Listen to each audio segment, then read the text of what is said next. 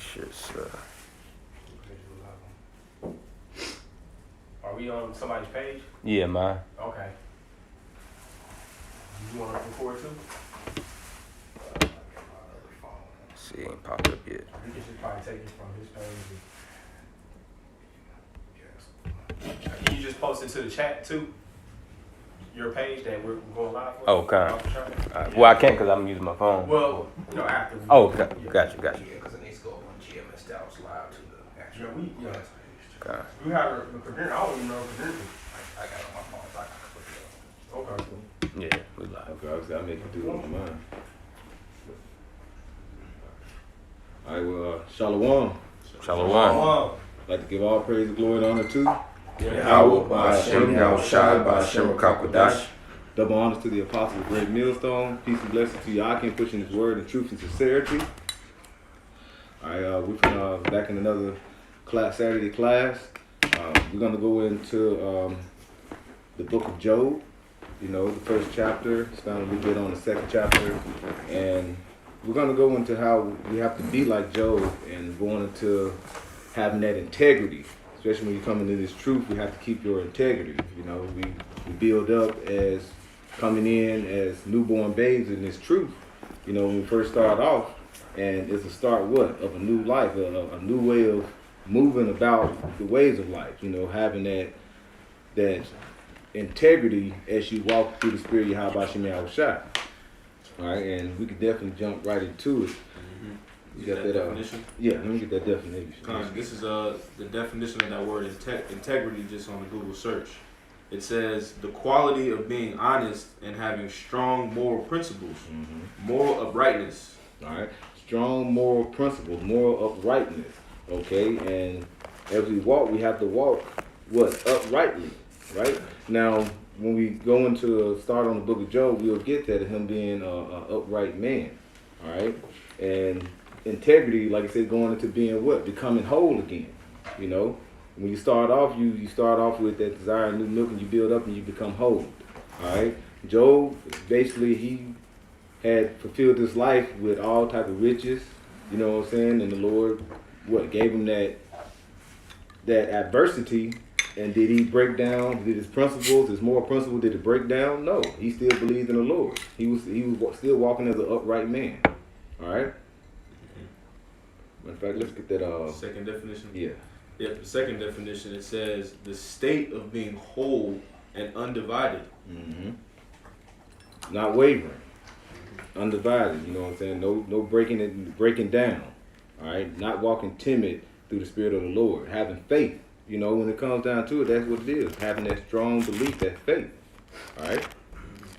Yeah, precept for him. Since he said divided, James 1:8, a double-minded man is unstable in all his ways. Double-minded man is unstable in all his ways. All right? So when you have a double-minded man, he don't have that faith in the Lord. He basically is double-minded. He's hopscotching, jumping back and forth. Should I do this? So a double-minded man is bringing forth a gray area. He's not balanced.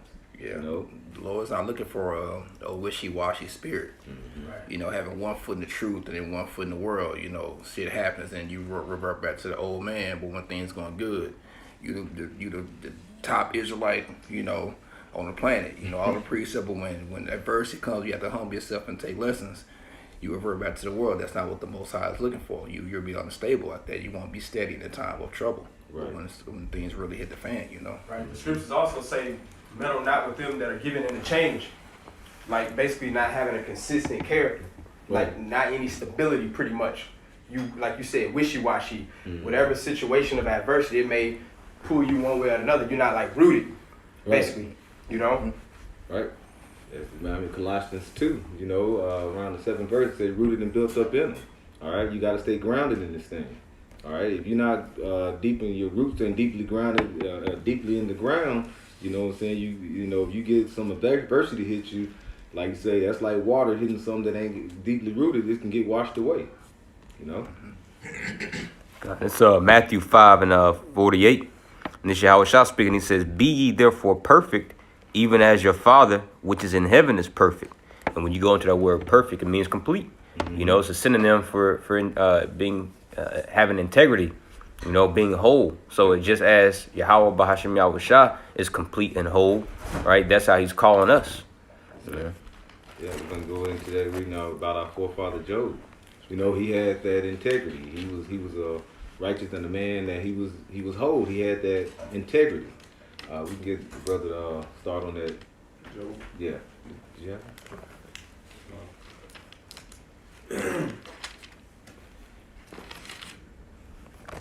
Start at the top, verse chapter 1. Come. This is Job, the first chapter, starting at the top.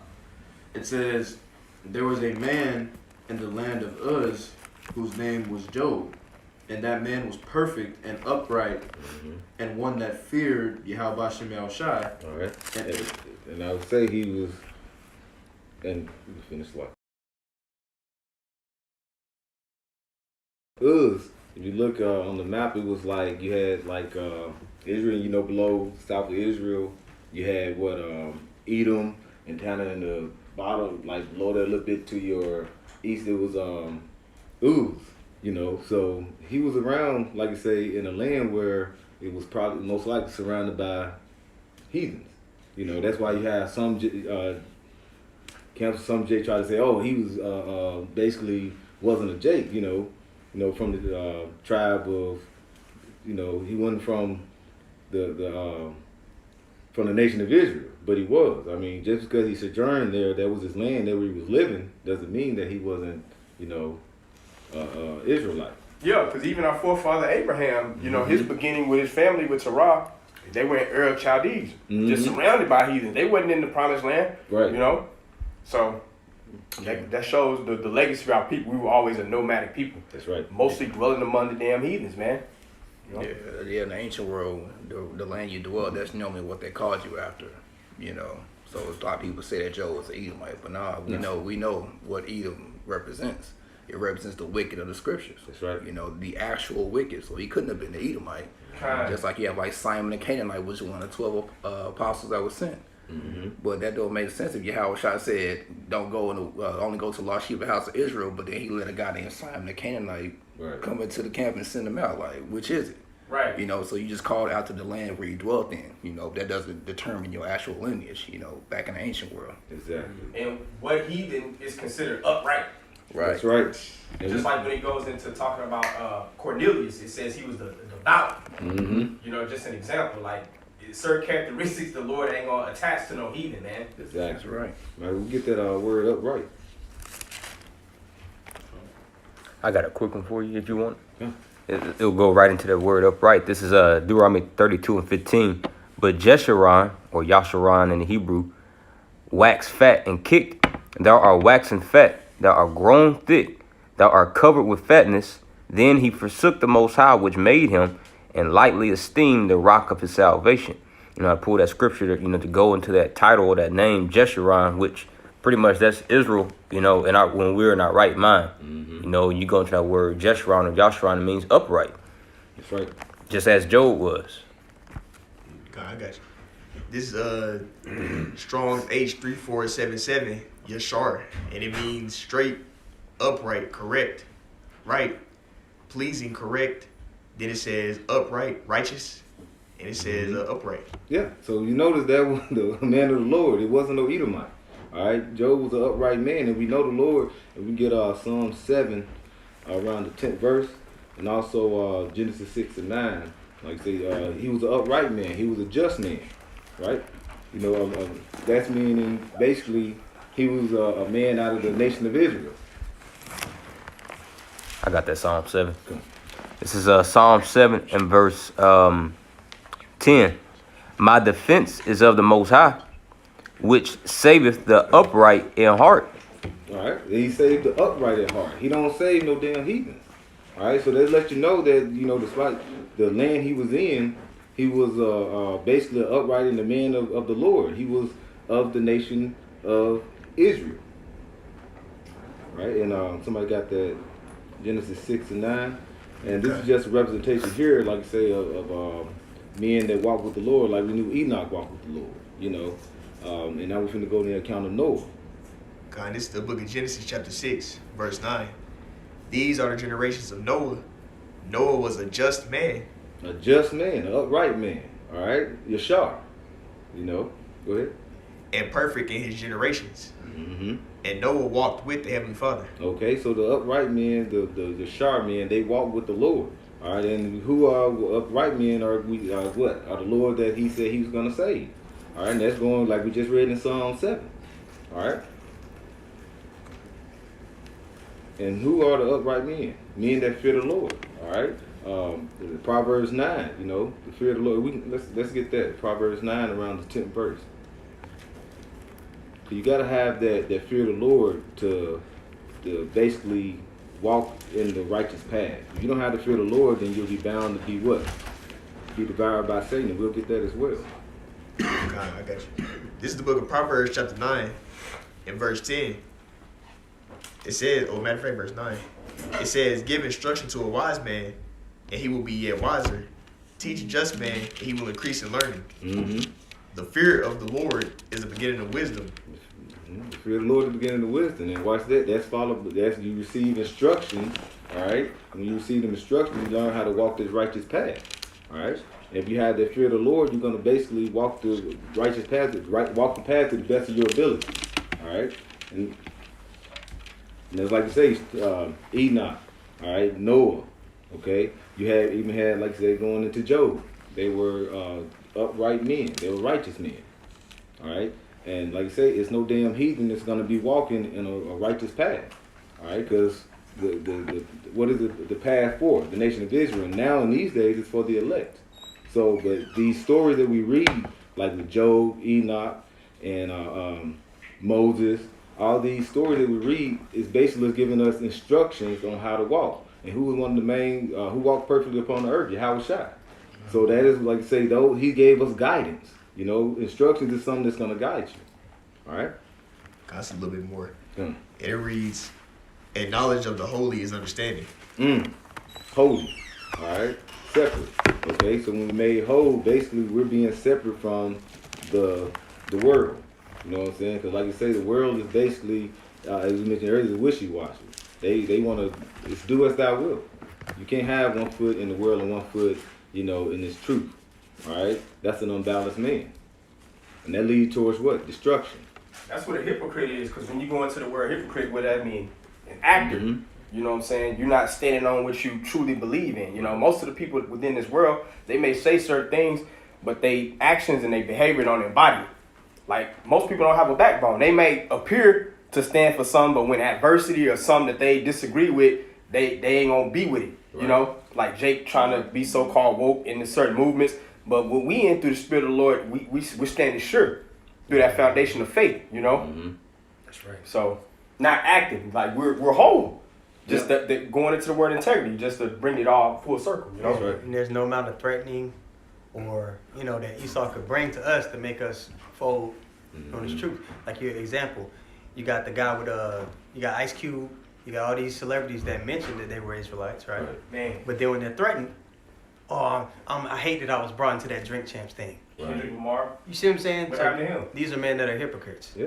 Which is why they're not to be, you know, leaders amongst Israel. Exactly. To be a leader amongst Israel, as we mentioned, you got to have that integrity, like Job and the rest of our forefathers. I got this for you right there. That's the spirit you said that. Come. This is the book of James, chapter 5, verse 10. And it says, take my brethren, the prophets, who have spoken in the name of the Lord, for an example of suffering, affliction, and of patience. Ooh. Behold, we count them happy which endure. Mm-hmm. Ye have heard of the patience of Job, and you got it, you know what I'm saying? This is reading it for you. You have heard of the patience of Job, and have seen the end of the Lord. And the Lord is very pitiful and of tender mercy. Yeah. So, like I say, we've seen, all right, and how did we see? We read the scriptures. We know that they walked the certain path they walked, all right, the certain adversity they had to go through. You know what I'm saying? These things that they went through were things that, like I say, for our learning, all right? For our learning. So when we start going to the scripture, start reading what's going on with our forefathers, we know that these are the instructions we learn. When something happened to us, what do? We look in the scripture and how do we basically come over, basically overcome what we're dealing with. All right? We overcome by walking in the ways of the Lord, believing, having faith, knowing that the Lord's going to get us through. Now, do we just say the Lord's going to deal with this and we just sit down and just wait? No. It may be some action we have to take, but basically we got to step forward, believing that the Lord, and have faith that the Lord is going to guide us and get us to where we need to be. That's right. Hey, just to add, I'm gonna make this as concise as possible too. That goes into the name Yahweh. Once you believe He is, that's enough of a driving force to allow you to press forward, no matter what you're going through. That's why our fathers, the prophets, the apostles, starting with Yahweh Shai, they're the key example because they believe in the Father. It ain't just by the name, because there's a lot of guys that are out there that will say Yahweh, but it comes to really understanding His true image, His true deity. You know what I'm saying? Knowing that He is, and He is rewarded to them that diligently seek Him, as the scriptures say. That's right. Yeah. That's right. Get back. Back Job 1. Mm-hmm. This is Job chapter 1, and I'll start at verse 2. It says, "And there were born unto him 7 sons and 3 daughters. His substance also was 7,000 sheep, and 3,000 camels, and 500 yoke of oxen, and 500 she-asses, and a very great household. So that this man was the greatest of all the men of the East." Yeah, he was great. He had, when you have cattle back in, even these times, you have cattle now, and all these different, like you say, 3,000 camels, yokes, and oxen, and asses, all this, that was a lot of substance.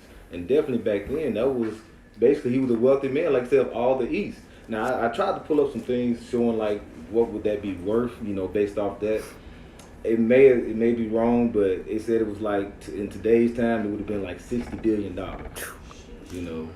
and I was like, damn, you got to think he was the man of all the East. That was a lot. Shit. He had it, So you got to think he didn't have just this substance and you had like 5 acres. No, he had to have all type of servants, things like that. He had basically a small city. You can't really put a quantitative value on that type of substance anyway, because he had actual assets. Yep. Livestock, land. So you're going to be rich forever. Yep. So for him to have, when you think about it, for him to have all those resources, that means the people in that region, they needed, he was a part of the economy. Yeah, of course. Like that means food and resources probably kind of came out of, his property and stuff like that. People relied on Job and his resources to live, so that's big. Yeah, probably. Clothing, little market, milk,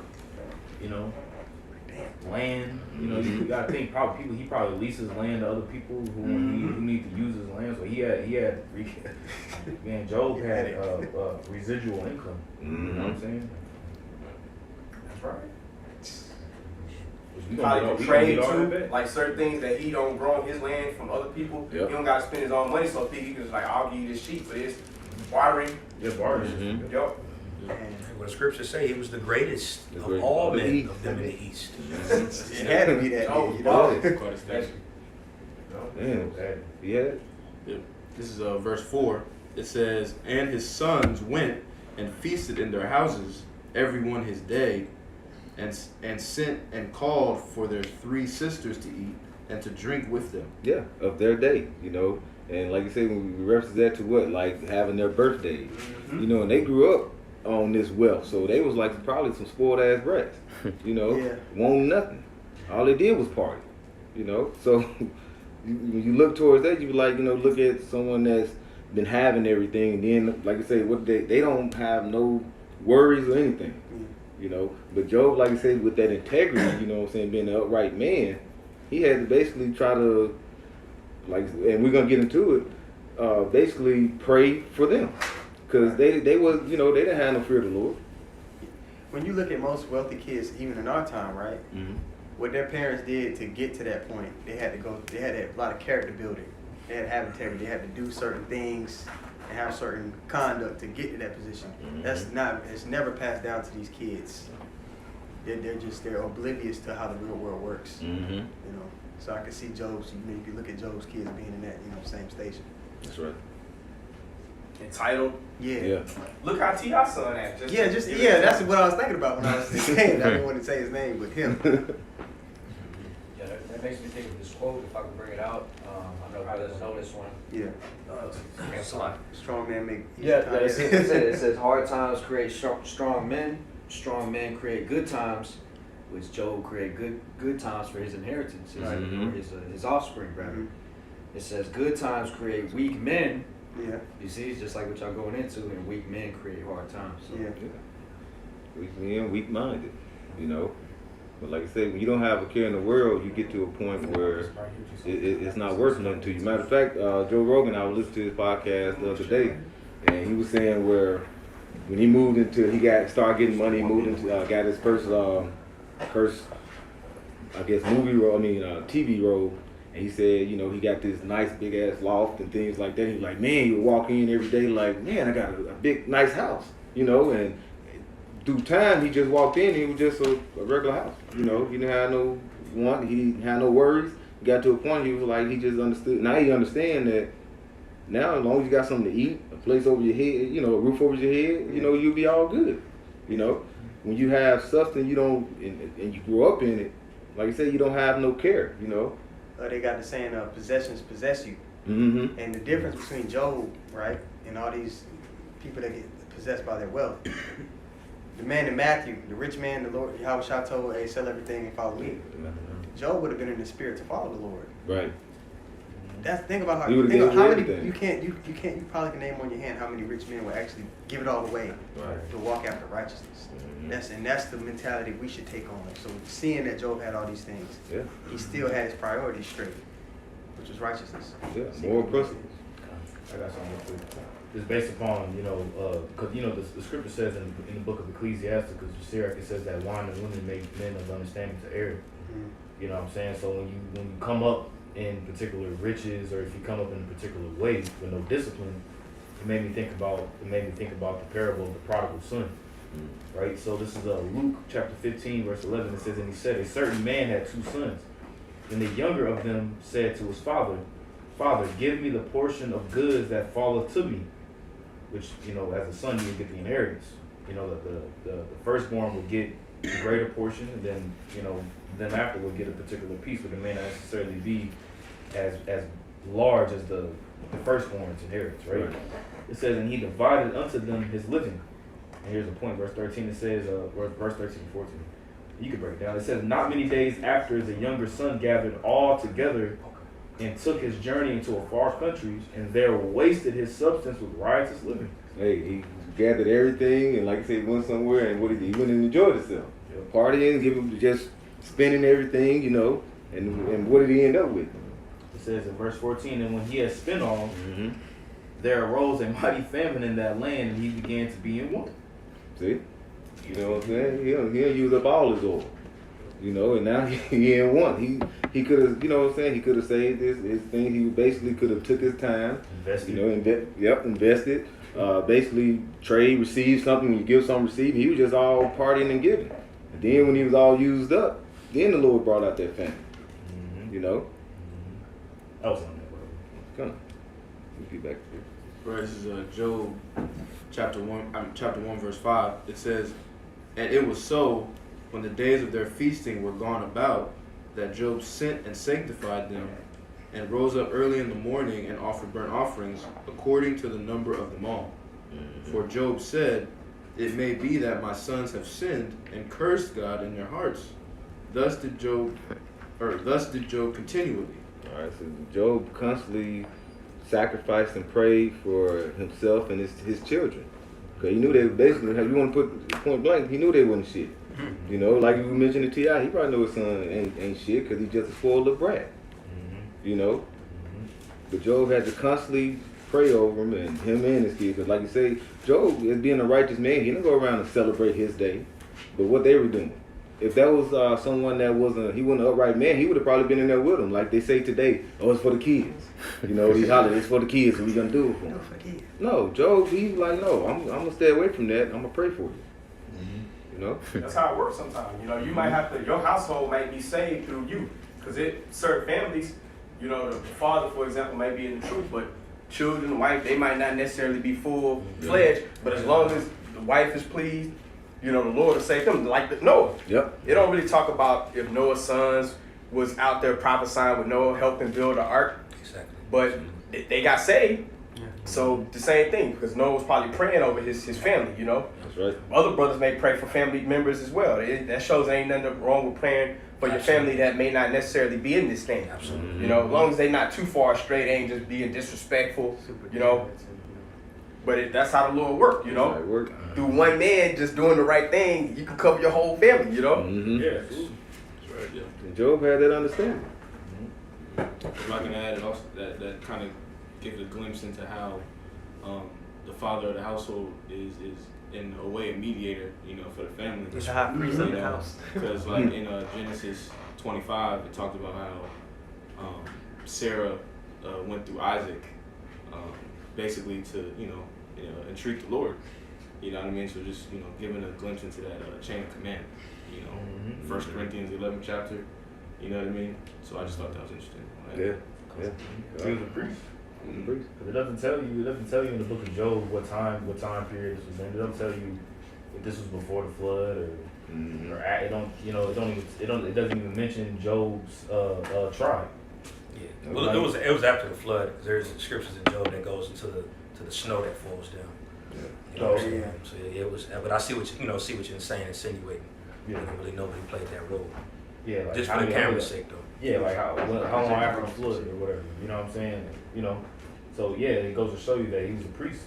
You know, and all of us, as men, as the scripture says, it says that thou shalt be a nation and a kingdom of priests. That's right. Verse 6. This is Job 1:6. Now there was a day when the sons of God came to present themselves before the Lord, and Satan came also among them. And the Lord said unto Satan, Whence comest thou? Then Satan answered the Lord and said, From going to and fro in the earth, and from walking up and down in it. Hey, and this can also you can use to say, when they say Satan, saying the devil is in the ground, or what I'm saying, and fire and everything. Right? Why was he in heaven? You know what I'm saying? He didn't say I came from hell to go into the earth and go back to hell. No, he said came through and go from it, coming basically from the heavens down to the earth, going back up to and fro. So it's something that you can use also just to show that it's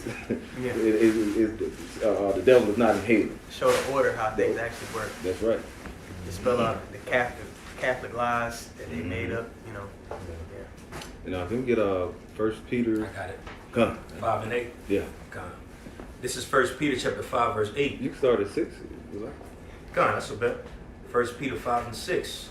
Humble yourselves, therefore, under the mighty hand of the Most High, that he may exalt you in due time. Mm-hmm. So when you go through, like saying, walking the righteous path and, having faith and believing in the Lord, when you humble yourself, what are we believing? We believe that we're storing our treasures up in heaven. What is that in Matthew 6? Yep. We're storing our treasures up in heaven for what? In due time, we're going to receive that reward. Yeah. Because Yahweh Shai said, what, that reward is going to be with him. Right. We have that faith and believe. That's what we're waiting for, that due time for that to happen. That's right. Verse 7. Casting all your care upon him, for he cared for you. All the care. So like I say, when you get to a point, if you have your highs and lows,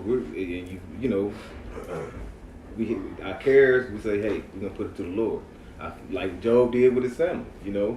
They wasn't righteous, but like I say, through him, they could have been saved, possibly, so he was like, what? I'm going to pray for him. I'm going to sacrifice for him, Verse 8.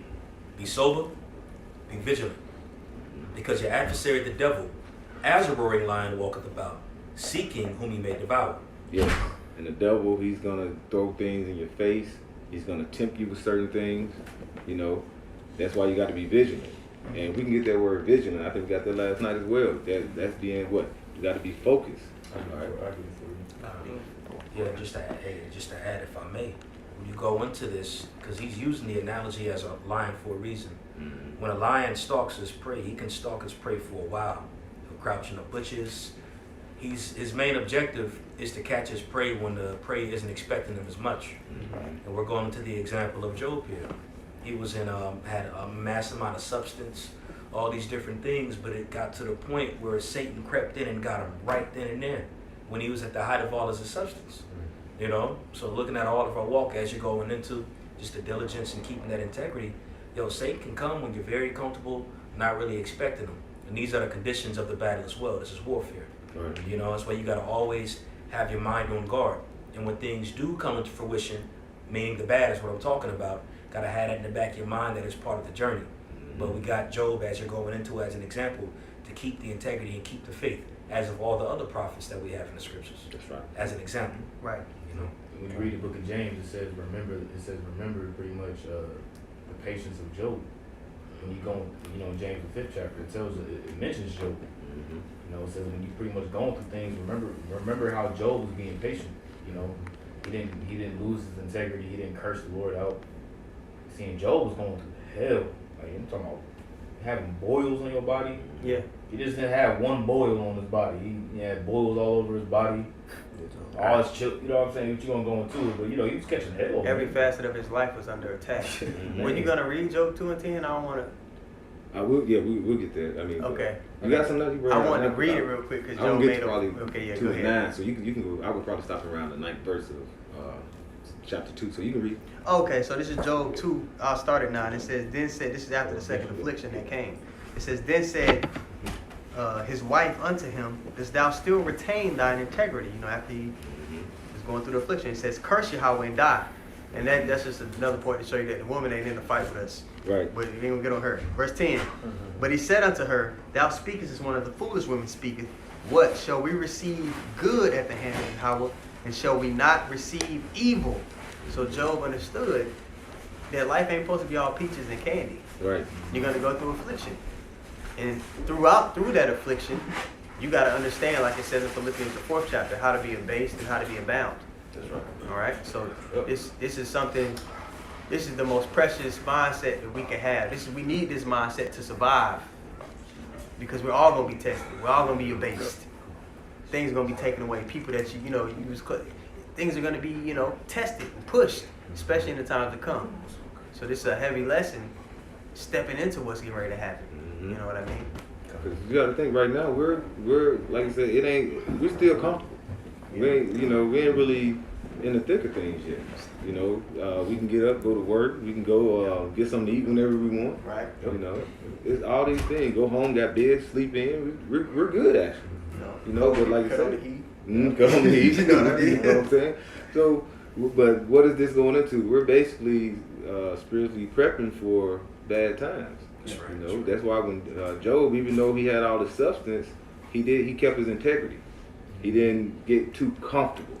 Like I said, he could have left, like I say, his kids do what they want. He could have still had his riches and didn't think that I'm gonna sacrifice, I'm gonna, give homage to the Lord. He could have just been going about his life. It's like that parable in Luke 12 where the Lord made a parable about the rich man who had all the riches, and he was like, you know what, I'm gonna tear down my barns, but I'm gonna build greater. And I'm gonna take my ease, I'm gonna eat, drink, and be merry, I'm gonna chill. And then here it is, the Lord said, you didn't even know that your soul is required this night. Mm-hmm. So, the sacrifices, our sacrifice that we make to Yahweh Bashan Al Shah in our daily actions, because you can go, you can read, you can go to camp, on camera, but, you gotta always remember that the main camera that's on you is the angels. Yep. Watching your every move and the spiritual sacrifices that you're making in your daily life. That's what Yahweh Bashan Al Shah is looking for is the scripture says that a sacrifice that's pleasing to the Lord is a broken heart and a contrite spirit. Mm-hmm. How you move with the resources that the Lord gave you, how are you using those resources to glorify Him at the end of the day? That's right. Still get that Vigilant? word. Yeah. Yeah, I got you. If we get Luke 22, 31. Actually, I got it right here for you. Okay. Let's get vigilant, and then we can jump into that. Okay, so this is the word vigilant in the Greek, which is Gregoruo,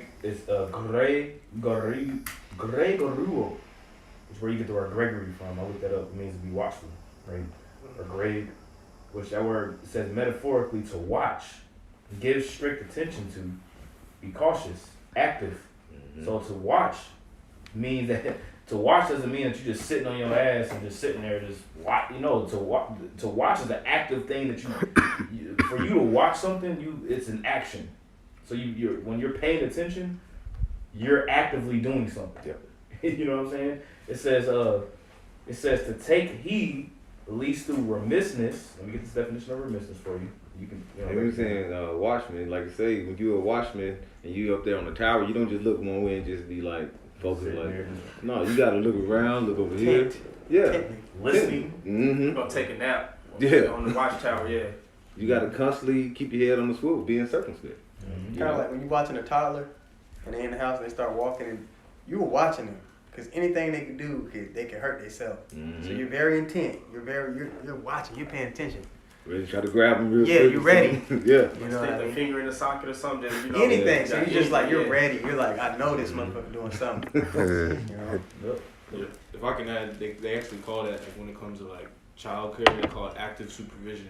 Look at you. Yeah, he does that. So like, you know, like just sitting somewhere and just posting up and watching is not active supervision. Right. You know what I mean? You could actually get in trouble for that. You have to actually go and, you know, get in the mix. You know, you have to be moving around. You got to be, you know, being able to discern, you know, what people are talking about. You know, it's Yeah. more than just, you know, watching, so to speak. You Sitting know? down watching Murray. Right. Jerry Yeah. Springer while the baby Right. running. I'm gonna watch a movie real I'm quick. watching. Yeah, I'm watching. You know, I'm over here watching You Murray. got a fork in the socket. It remind me of what faith without works is dead. You can't say I just got faith and then go to sleep every day and I'm watching. watching this. I'm good. You know, I mean, you got to be active. You know. It literally says it. Yeah.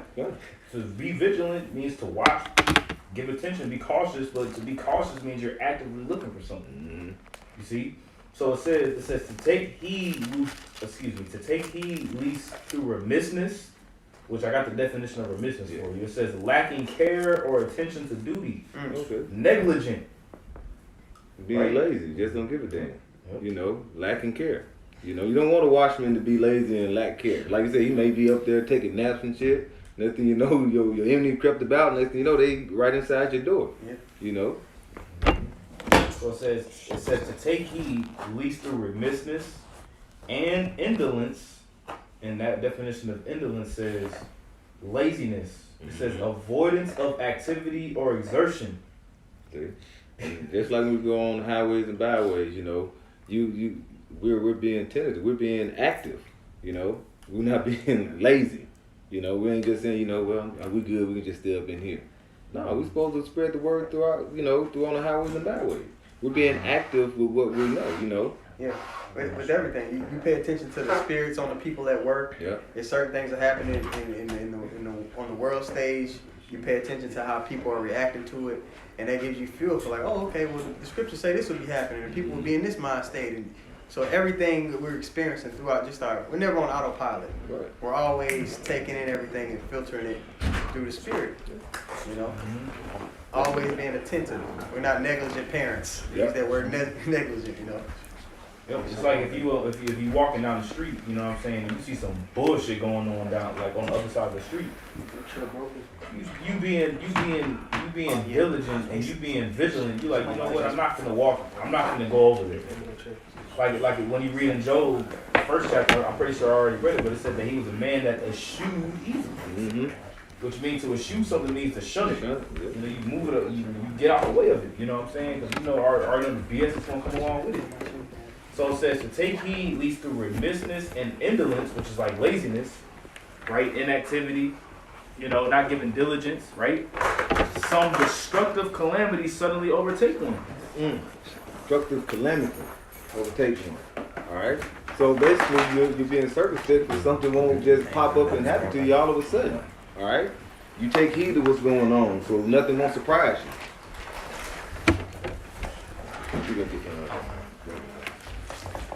All right, Luke chapter 22, verse 31.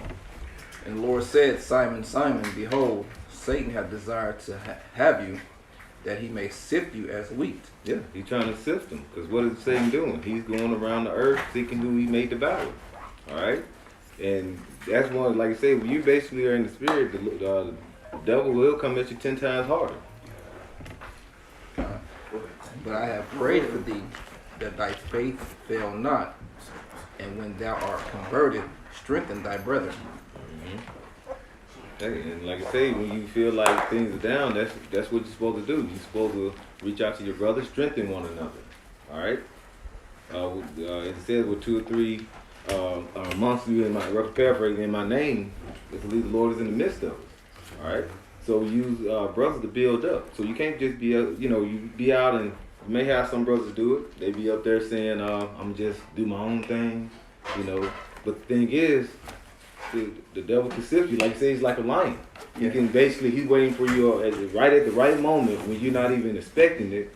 And he can throw something at you and basically catch you. And then before you know it, it's too late. You're like, man, I've been devoured, you know. You say, I'm going to read tomorrow, you know. Next thing you know, next week I'm going to read this day, that day. And you keep putting off, next thing you know, you basically became what? A double-minded man. You're back in the world. Oh, a little bit by little bit. Right, 5th chapter. That's right. Yeah, let me jump back This to is Job chapter 1, verse 7. It says, And the Lord said unto Satan, Whence comest thou? Then Satan answered the Lord and said, From going to and fro in the earth, and from walking up and down in it. And the Lord said unto Satan, Hast thou considered my servant Job, that there is none like him in the earth, a perfect and upright man, one that feareth God and escheweth evil? Mm-hmm. And the one that fears God escheweth evil. All right? And you know, when you look at it, the Lord had what? He had what you would say a hedge around him. We get Psalms 84 and 11. Can you read that again, Dr. Shaw? Job 1 and 7, it says, And the Lord said unto Satan, Whence comest thou? Oh, it's like verse 8. It said, And the Lord said unto Satan, Hast thou considered my servant Job, that there is none like him in the earth, a perfect and upright man, one that feareth God and escheweth evil. Mm-hmm. And like we just mentioned, he escheweth evil, right? He shunned it. You know, that's why, like I said, he didn't want to go and celebrate the celebrations with his children. He shunned it because he know, like I said, they were celebrating their day was basically against the ways of the Lord. All right? So he the one that, like you mentioned earlier, he shunned evil. All right? He feared the Lord. And we keep going on. Read Verse 9. Yeah. It says, Then Satan answered the Lord and said, Doth Job fear God for naught?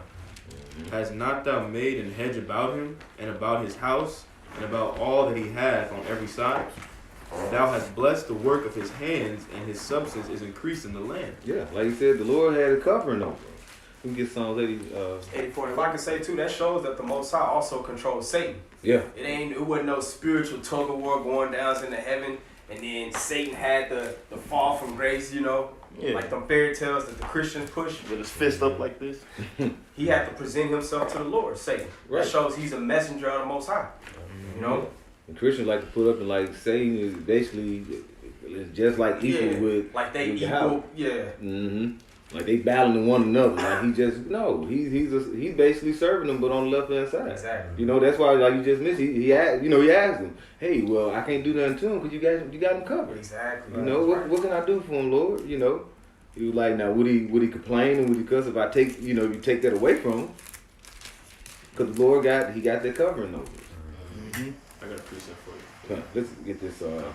Psalms 84 and 11. Mm-hmm. It reads, For the Lord, Yahweh, is a sun and shield. Mm-hmm. The Lord will give grace and glory. No good thing will he withhold from them that walk uprightly. Yes. So the ones that walk uprightly, the righteous, he's a shield over to them. Mm-hmm. All right. He's a defender. Right. So when you're basically walking in the righteous path, the Lord covers you. He keeps things from happening. Like you said, he could stop you finna go out the door and say, damn, I left my keys. You know, he had an angel making you go back and you get your keys and then you driving down the road and it's a wreck just happened. Yeah, that you missed. Mm-hmm. You know. Can I back what we just read up? It's Psalms 34:9. It says, "Oh, fear the Lord, ye his saints." Start at verse 7, Bible Shah. Verse 7. Psalms 34:7. The angel of the Lord encampeth round about them that fear him, and delivereth them. Yeah, count them Right. back. That's why we don't have no fear when we're on the highways and byways. Because we're counted about and we're presenting count. We don't have fear. I remember what was it, 3 years ago when that Edomite had that gun. Oh, you know, did that stop you? No, you just think he was going hard. You didn't even. I think you didn't even see the gun he had. Oh yeah, I didn't even see it. Like I didn't even see him cock it. Yeah. That's a display of faith too, because most people they get nervous about shit like that. Yeah, it doesn't even cross our minds. We're just like, what can he? In my mind, I'm like, these people can't do nothing to us unless the Lord. He ended up getting arrested. Yeah, unless the Lord okays it. It's something you know. Yep. Fear not them that can kill the body. We fear the Heavenly Father. That's right. It ain't nothing gonna happen that the Most High didn't ordain to happen. Right. Exactly. Once you get that in your mind, that gives you a renewed sense of confidence. Confidence, yeah. You know, in the spirit, which confidence is with faith. You know, Yeah. But Proverbs 20:24. like you don't think that like nobody can harm you. No weapons formed.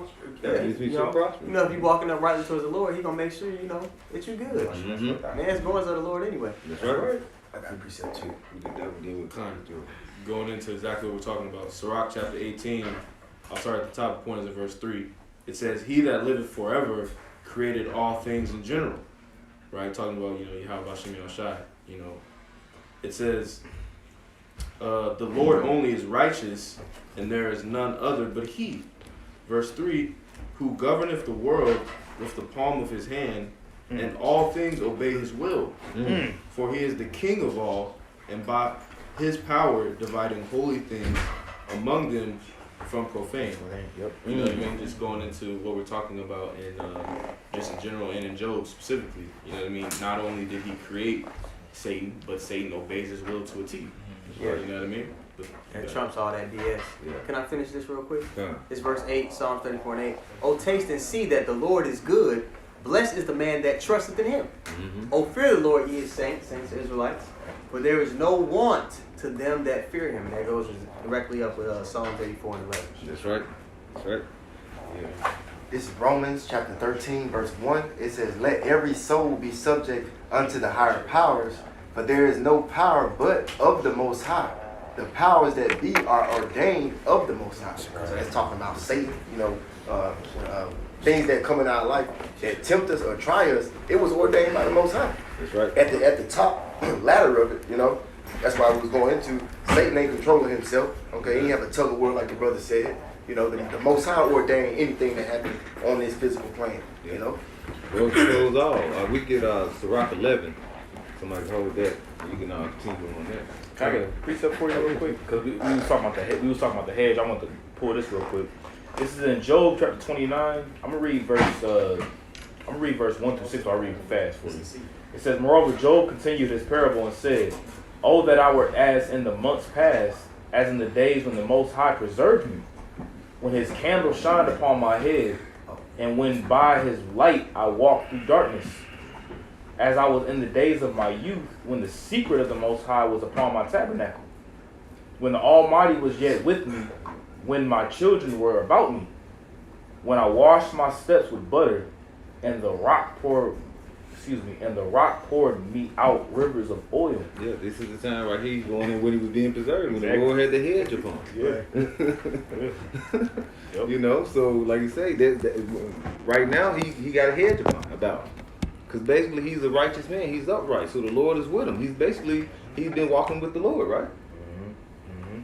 Verse 7 says, when I went out to the gate through the city, when I prepared my seat in the street, proving that he was a prophet, he was preaching, he was a leader, he was in the chief seat in the gate. Right? It says the young men saw me and hid themselves, and the aged arose and stood up. The princes refrained talking and laid their hand on their mouth. The nobles held their peace, and their tongue cleaved to the roof of their mouth. When they heard me, then it blessed me, and when the eyes saw me, it gave witness to me. Hey, he said the nobleman basically held. So he was, let you know that he was a man of substance. You had all these men that were out there listening to him. You had other rich men that was listening to him. All right, because high level, Job was high level. Very high up. That's right. Like I say, he had the noblemen listening to him. So you had other rich men, but they probably was under Job. They probably, like say, Job probably, and we just going by how he said the substance of things, what it would be today. You can just kind of put it like say he has a city. You may have someone have their business right here and their business there, but it's basically on his land. Yep. So when he spoke, everybody listened. He probably was an advisor. Mm-hmm. Yeah. He had all types of occupations, just because the spirit was that heavy on him, Yep. If you had like city council, like you have particular people that's within the city council, but you have the chief, I forgot the name, but like within the city council, you have the person that sits in the chief seat that pretty much, like you hear everybody else's claim, but pretty much it falls on you at the end of the day. It's probably with him, probably with Joe. I'm just, speculating, but speaking as a man, that was in my precinct. Job. This is Job chapter 1. You want to Sirach 11, right? Yeah, let's we're gonna read what we on? We're at verse 11. We'll read 12 and then we'll jump to it. Okay, Job 1 and 11. It says, "But put forth thine hand now, and touch all that he hath, and he will curse thee to thy face. And the Lord said unto Satan, Behold, all that he hath is in thy power." Yeah. Hey, and when you look at what he's basically saying is, if you take this away from him, he's gonna curse you, he's gonna complain, he's gonna lose faith. During the time of Egypt, reading Numbers 11, what did? They basically start murmuring, complaining, things like that. So, and what did they say? We want to go back to Egypt. You know what I'm saying? Job, he's saying basically, if you basically let them loose and take these shields away that we just read about, he'll curse you. And that's what Esau trying to do with his agenda by making the resources short. Mm-hmm. Make that choice like, hey, you don't take this, you're not gonna have these things. You're not gonna have the food. You're not gonna be able to have access to society, how it functions. He's putting that same snare before the believers. Yeah. And that's going into what? The Lord control and knowledge, and that's what Satan said. If you allow it, and you allow him to lose everything, or basically take stuff from him, he, basically he'll lose faith. Yeah. So that's letting you know that the Lord controls the left hand and the right hand. Both sides. Yeah. So we're all like little Jobs. Mm-hmm. How you consider the elect. Hey, Elder Yatazak did a lesson some years ago. He said, "Hast thou considered my servant?" Like it says, "Hast thou considered my servant Job?" He said, in his lesson, he says, "Hast thou considered my servant?" And put your name there. Yep. Yeah. Woo. Because our integrity is about to be heavily tested. Right. Especially with the when that decision is put before us. That's going to be an act of integrity to make the right decision in that moment, Just like Job had to do when, he was brought to that lower state. Mm-hmm. He didn't forsake the Lord, Yeah. We keep his moral principles, or when he loses his mind, All the accounts of the man standing boldly are that. Joseph, when he was sold by his own brothers in the captivity, he didn't forsake the Lord. All these different examples of us standing uprightly, man, in the face of affliction. That's right. Let's get Sirach 11, around 14. Come. This is the book of Sirach, chapter 11, verse 14. And it reads, "Prosperity and adversity, life and death, poverty and riches come of the Lord." So anything, like you say, you see a man that's on the highways that's homeless, you see a man of wealth. Hey, the Lord has allowed both things to happen. It didn't happen, and then the Lord said, "What happened?" And he's like, "Dang, who did this?" No, the Lord, He knows all things. It's a counsel up in the heavens. It's like when He asked who's gonna basically put Ahab to death in Ramoth Gilead. He had a council, and He had them giving them different counsel of what they would do. And He said, "Okay, I choose you. Go do what you said." Because the angel told him what he would do to kill him. Right. So the Lord, He controls that. Now people say that's wrong. Like I said, did that make the Lord unrighteous? Yahweh forbid it. Got one more. Did you want more on that? You on verse 15? That was verse 14. You can read verse 15. Okay, verse 15. "Wisdom, knowledge, and understanding of the law of the Lord, love and the way of good works are from Him." Yeah. So everything, and when you receive this wisdom and knowledge and understanding, like you say, that's like going into Isaiah 33 and around the 6th verse.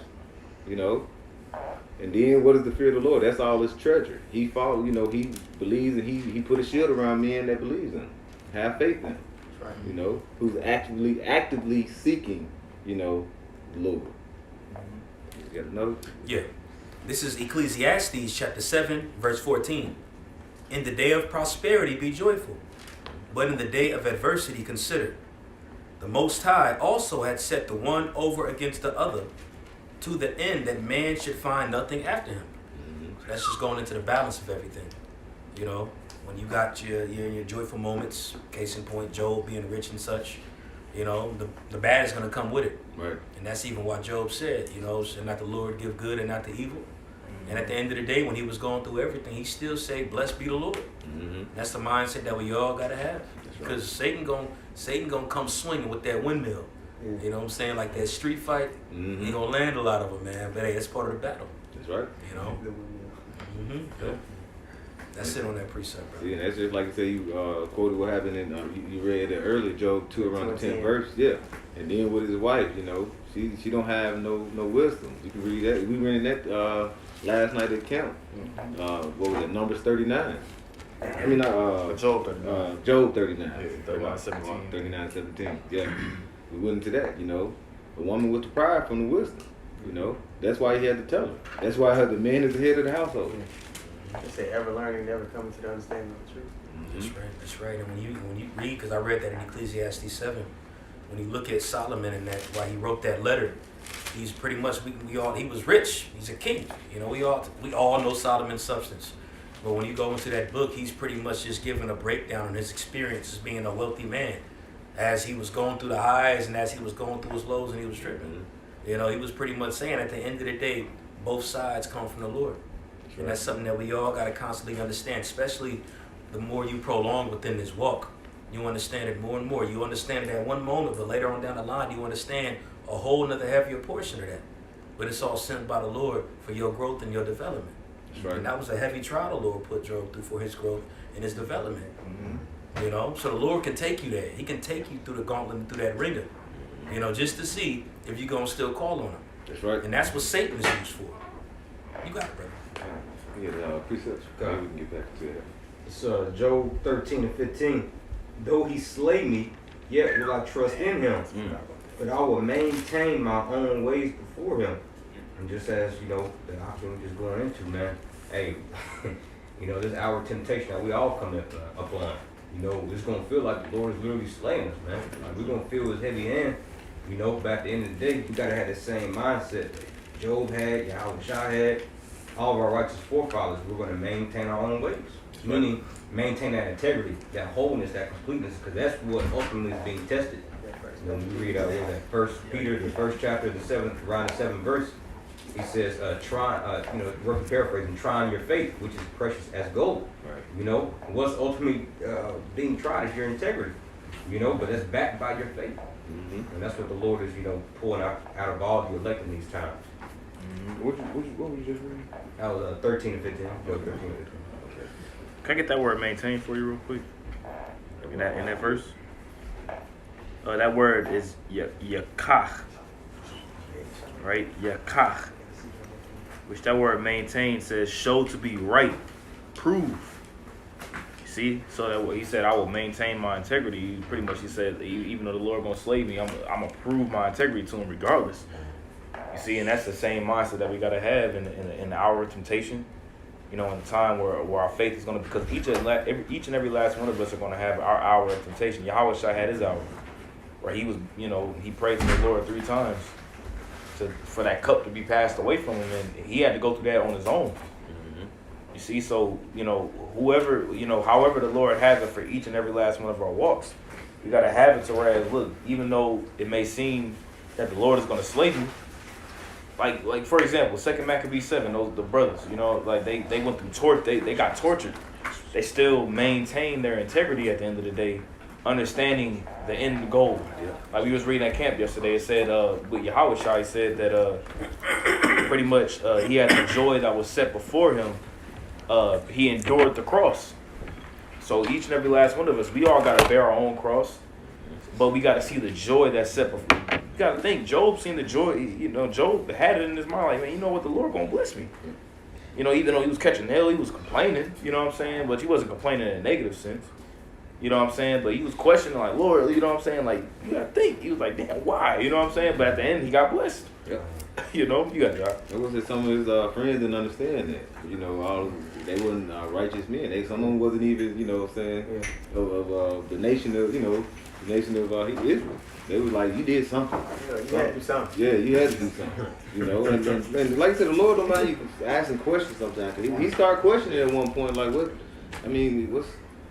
what did I do? You know, you show me. But like you say, the end of the Lord, you know, when we read the story, the Lord goes in and shows them different things. You know, he didn't just give them a definitive answer, but he just basically gave them some comfort.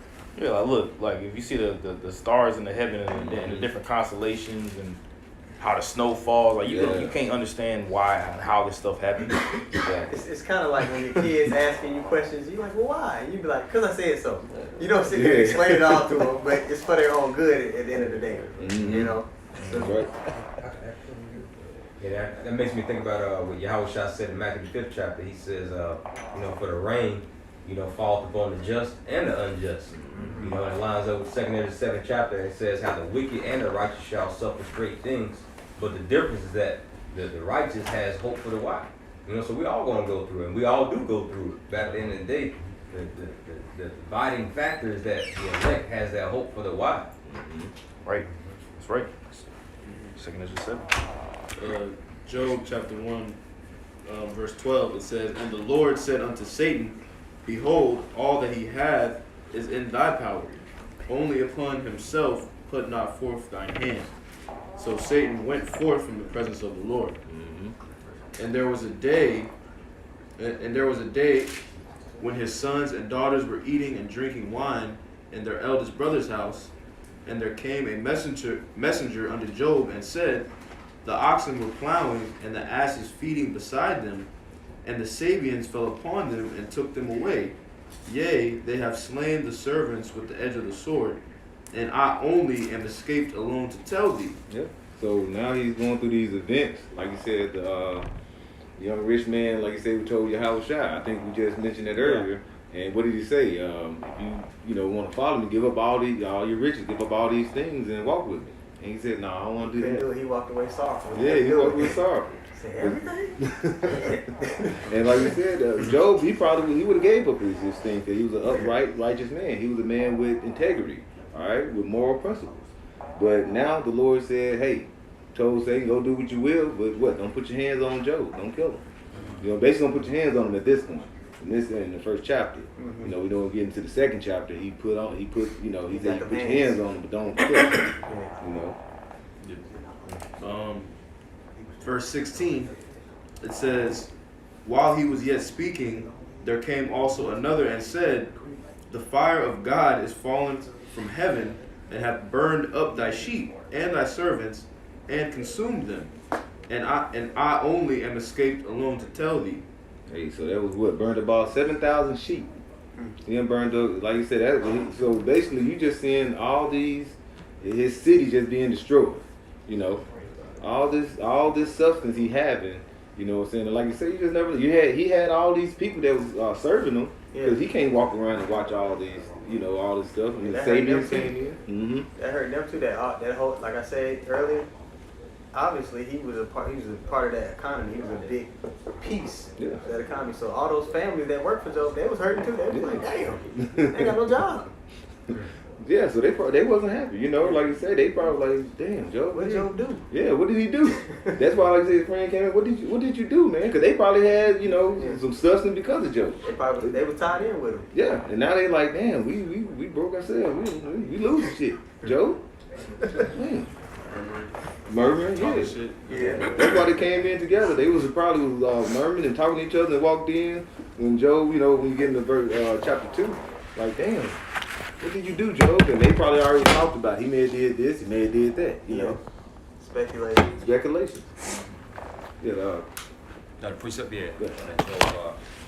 Job 42:7, and it reads, and it was so that after the Lord had spoke these words unto Job, the Lord said to Eliphaz the Temanite, My wrath is kindled against thee, and against thee thy two friends, for ye have not spoken of me the things that is right, as my servant Job has. Now Job was speaking upright. Job was a devout man, speaking upright, towards the Lord. But these men, like your brothers are going into, they didn't understand. They didn't understand what was happening at the time, But Job held true and fast to his faith in Yahweh Shem Yahushua, and took that, and girded up his loins like the Lord told him to. Right? That's right. And verse 8, it says, Therefore, take unto you now 7 bullocks and 7 rams, and go to my servant Job, and offer up for yourselves a burnt offering, and my servant Job shall pray for you. For him I will accept, lest I deal with you after your folly. See, they were in their folly at the time, you know. But what he said to him, I will accept, you know, because Yeah. he was being what? Upright. That's right. Reminds me of Cain and Abel. You know, the Most High God accepted Abel's offering, but you know he didn't accept Cain's, right? Yeah. And it reads, "Lest I deal with you after your folly, in that ye have not spoken of me the thing which is right, like my servant Job." It goes to show you that the servants, you know, the Most High God surely do nothing but deals with his servants, the prophets, you know. Right. And the Most High God was dealing with Job, not the Eliphaz and his friends and whoever else was around. The Most High God, the scripture says, Job was the most mightiest man in the East. Something roughly paraphrasing, you know. Yeah. So Job was that uplifted man, like your brothers were going into. Job was talked to the rich men, and what did they do? They listened. They opened up their ears and stuff, you know. That's right. The poor, the women, you know, they opened up their ears because they knew. See, back then, you know, that this message right here that we're pushing, you know, was a little bit more closer to the ear and to the ground. But right now, you know, it's way far because the world has gotten worse. Yeah. It hasn't gotten better. It's gotten worse. So the word has gotten pushed away from us, you know, and the people. See, the people had some kind of sense of, you know, fear of the Lord, you know. But right now, I mean, all people, you know, all nations had some kind of fear, you know. But right now, they have no fear because the Lord hasn't raised up He hasn't raised up, you know. That's it. And with us, with his men, like you said, we're out here for what? Because we have fear of the Lord. That's why we're in here now. That's why we've been listening to apostles and elders and everything, because we heard the word and we basically, you know, that fear came upon us. So we said, let's go ahead and what, try to find and walk the righteous path, you know, put off the old man, sin less, you know. Now, like you say, we're going to get into these times, like Job, like I said, what's going through at this time? Job's losing his substance. He's going to get his integrity tested, all right? He's going to see if he's going to crack from the moral principle. Anybody have something? Now we can jump. It's 1 Kings chapter 9 and verse 4. It says, and because King David, he was also known, you know, to have that integrity as well. It says, and if thou will walk, and this is the Lord speaking to Solomon, and if thou will walk before me as David thy father walked in integrity of heart and in uprightness, to do according to all that I have commanded thee, and will keep my statutes and my judgments, then will I establish the throne of thy kingdom upon Israel forever, as I promised to David thy father, saying, there shall not fail thee a man upon the throne of Israel. And you know, also when you go into that word integrity, you know, we already went into it, you know, how it goes into complete and whole, but it also goes into simplicity. You know, it makes me think about Wisdom Solomon 1:1. You know, love righteousness, you that be judges of the earth, and simplicity of heart, seek him. You know, so with scripture speaking about Job, you know, being a man of integrity, that means that he sought the Lord with singleness of mind, you know, with simplicity, you know. That's right. Job chapter 1 verse 17, it says, while he was yet speaking, there came also another and said, the Chaldeans made out 3 bands and fell upon the camels and have carried them away, yea, and slain the servants with the edge of the sword, and I only am escaped alone to tell thee. While he was yet speaking, there came also another and said, thy sons and thy daughters were eating and drinking wine in their eldest brother's house, and behold, there came a great wind from the wilderness, and smote the 4 corners of the house, and it fell upon the young men, and they are dead. And I only am escaped alone to tell thee. All right, so Job, like you said, his integrity is being tested. Like you said, he was a devout man, he was a righteous man, but now he's, like I said, we read earlier, he knew his kids were spoiled. Basically, they wasn't shit. But the thing is, he basically tried to cover him by what? Praying, doing sacrifices for him. He eschewed evil, so he shunned from them having their day, basically like their birthdays and their celebrations. But he prayed for him. Now he's saying, man, I did all this, and now the Lord done took my children away. We don't know the time span of when all this happened.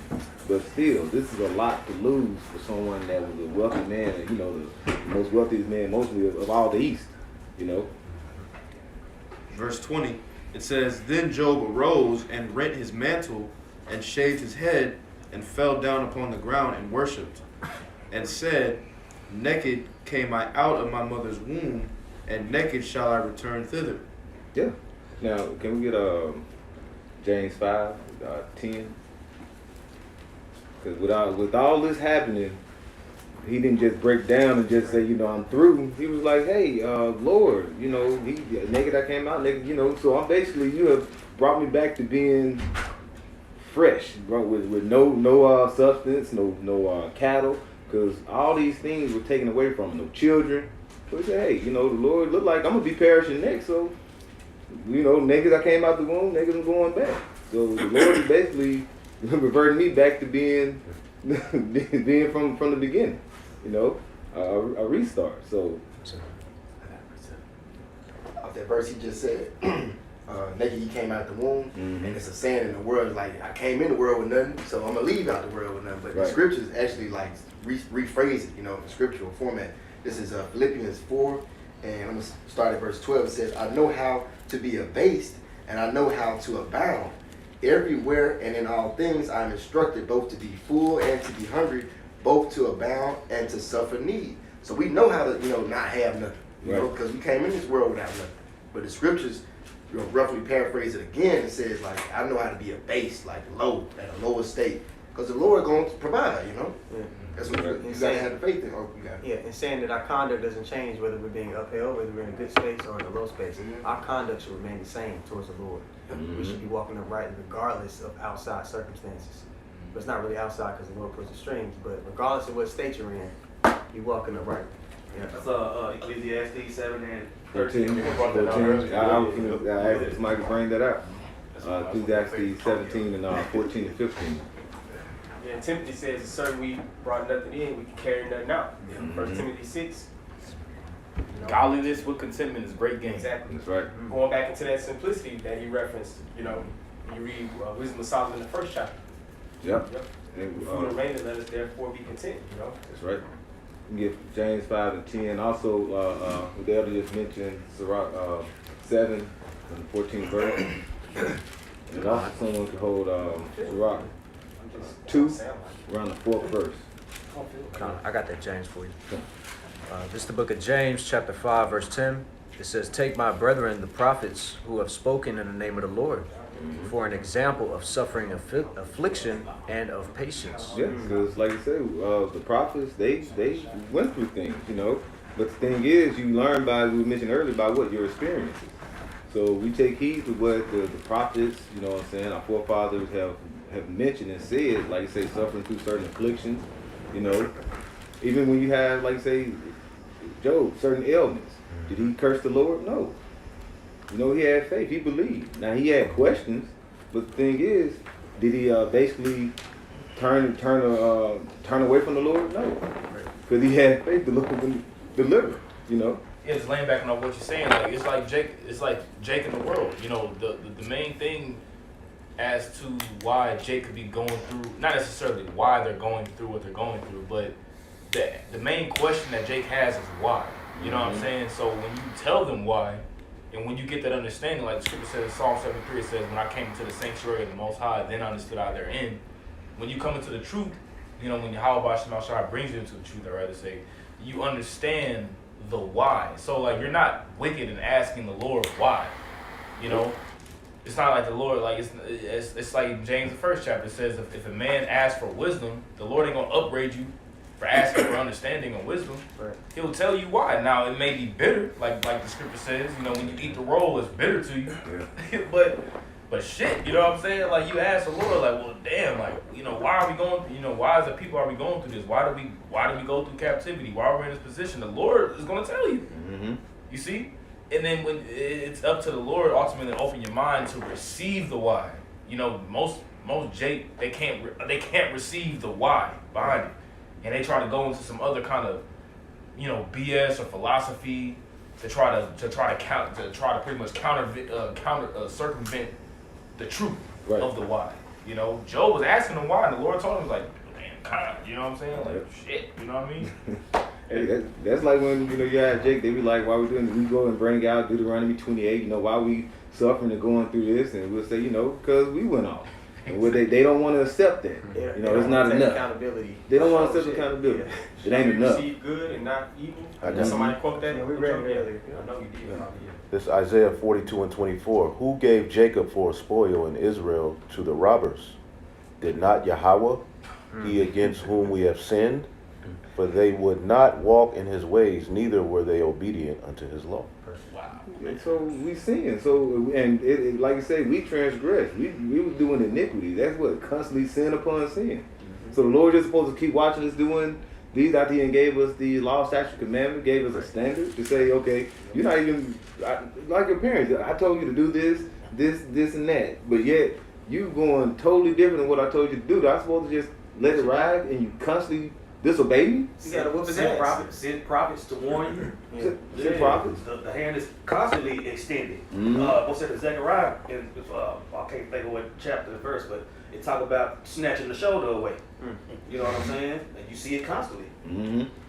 So eventually you got to what? You spread a rod, spoil the child. So basically we were just some spoiled brats running around, constantly doing what we want to do. Headstrong. Headstrong. Job got chastened walking with the Lord, and he still kept his integrity. Mm-hmm. Yes. You know, so that's a high level of integrity. Yeah. Because he could have tried to justify himself, like, I've been doing this, that, and the third, but he just dealt with it. Mm-hmm. You know? Because you keep doubting, you start doubting more. You know what I'm saying? You what? You may become what? Double-minded. Damned. Yeah. Then you're condemned. Mm-hmm. Damn. So like you say, and it's basically like it's not a lot to go on. Like I say, it's not a broad walk. That's why I say it's a narrow walk. You know, 2 Nature 7. You know, that's why I say the fire's on one side and the water's on the other side. It's not something that if you stumble, you just keep stumbling. You're just gonna keep falling left, falling right. You're gonna hit some of that fire. That's basically you need to jump back in, follow straight and narrow.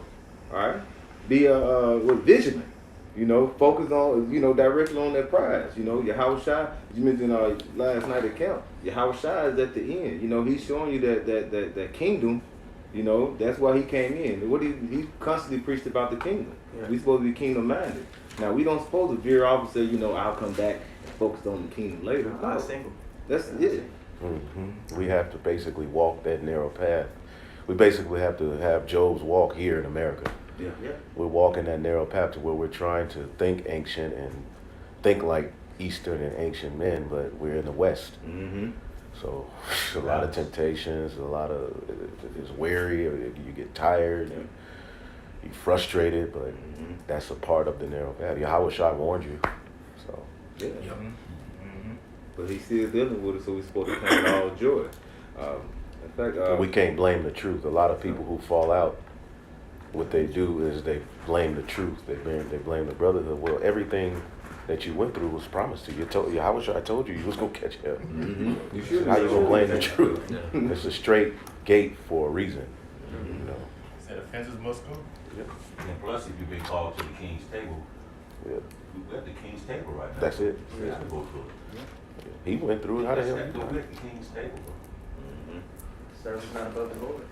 Like we receive things on high, not here on the earth. This is very heavy, man. There was one more verse? Yeah. Okay. I'm gonna read verse 10 again. James 5 and 10, it says, "Take my brethren, the prophets who have spoken in the name of the Lord, for an example of suffering, affliction, and of patience." It says, verse 11, "Behold, we count them happy which endure. Ye have heard of the patience of Job, and have seen the end of the Lord, that the Lord is very pitiful and of tender mercy." Yeah. So, like I said, right now we're living through Yahweh Shai is on the mercy seat. All right, He giving us a grace period to basically make it, turn our ways into what? Putting off that old man and continuing on that righteous path. Becoming upright. They say Yashar. Because and you got to think, Job's in the land of a lot of heathens. Mm-hmm. Where are we in the land of? Mystery daughter of Babylon. We in the like land Abraham. Abraham. That's what I mentioned earlier. We are in that. They led by example, and now we follow the ways of our forefathers, The ancient. Mm-hmm. This is the book of Luke 22 and 28.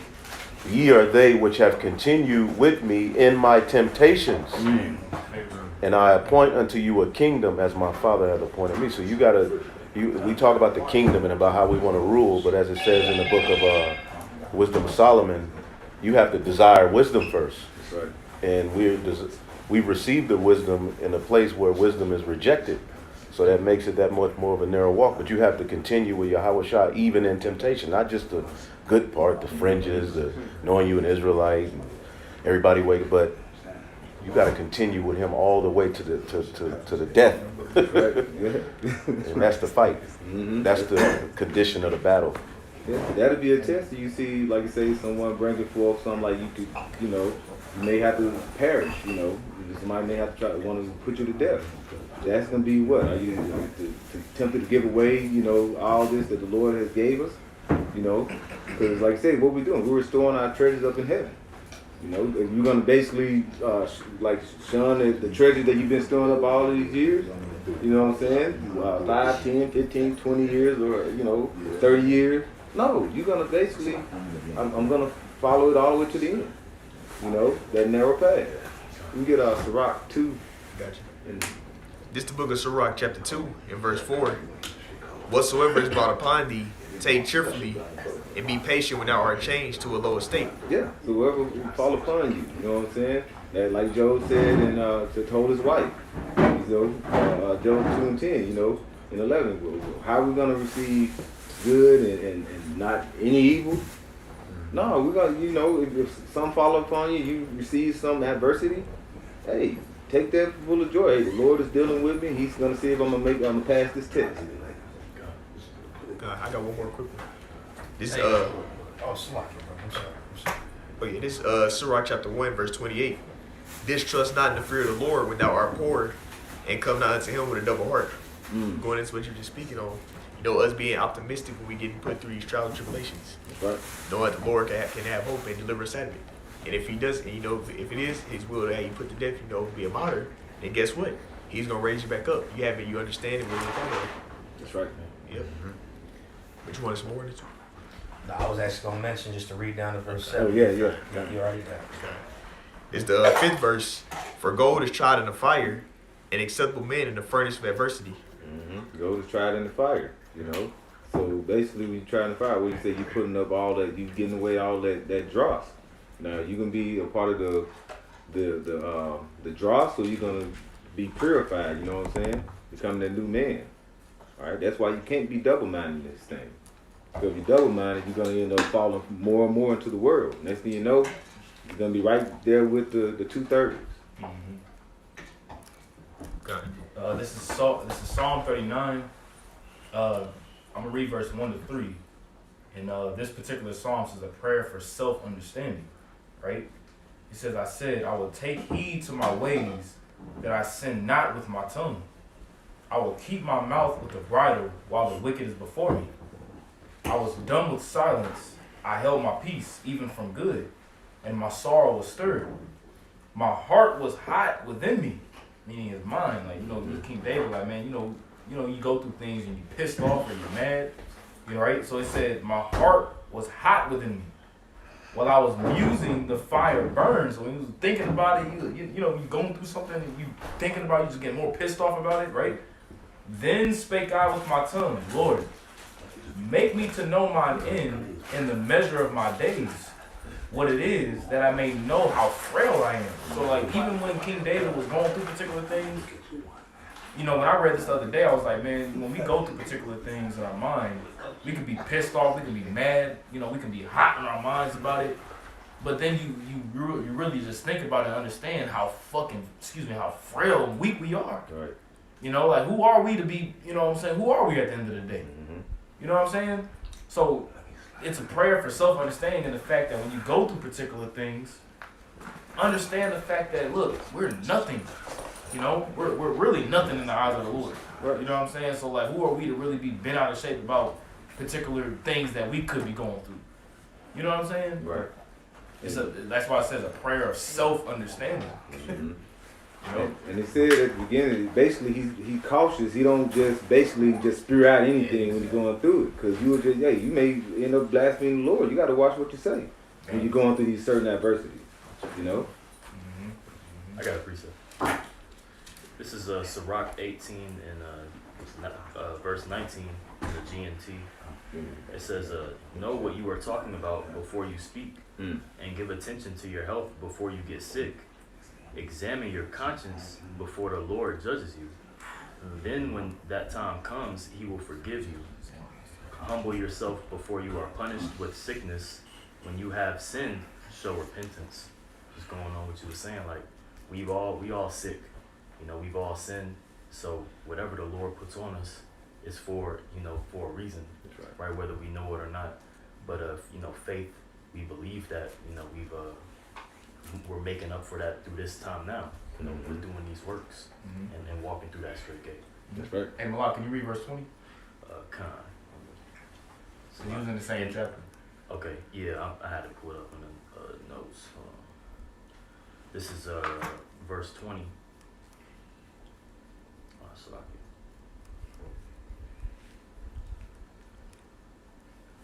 Alright, yeah, verse 20. Examine your conscience before the Lord judges you. Then when that time comes, he will forgive you.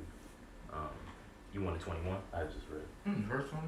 Okay, yeah. Yeah, I mean, that was the point. It says before, that when you read it in the KJV version of the Park, it says before judgment, examine yourself. And show, before judgment, we have to examine what we're doing, what we're saying, everything that we're doing, we got to examine ourselves.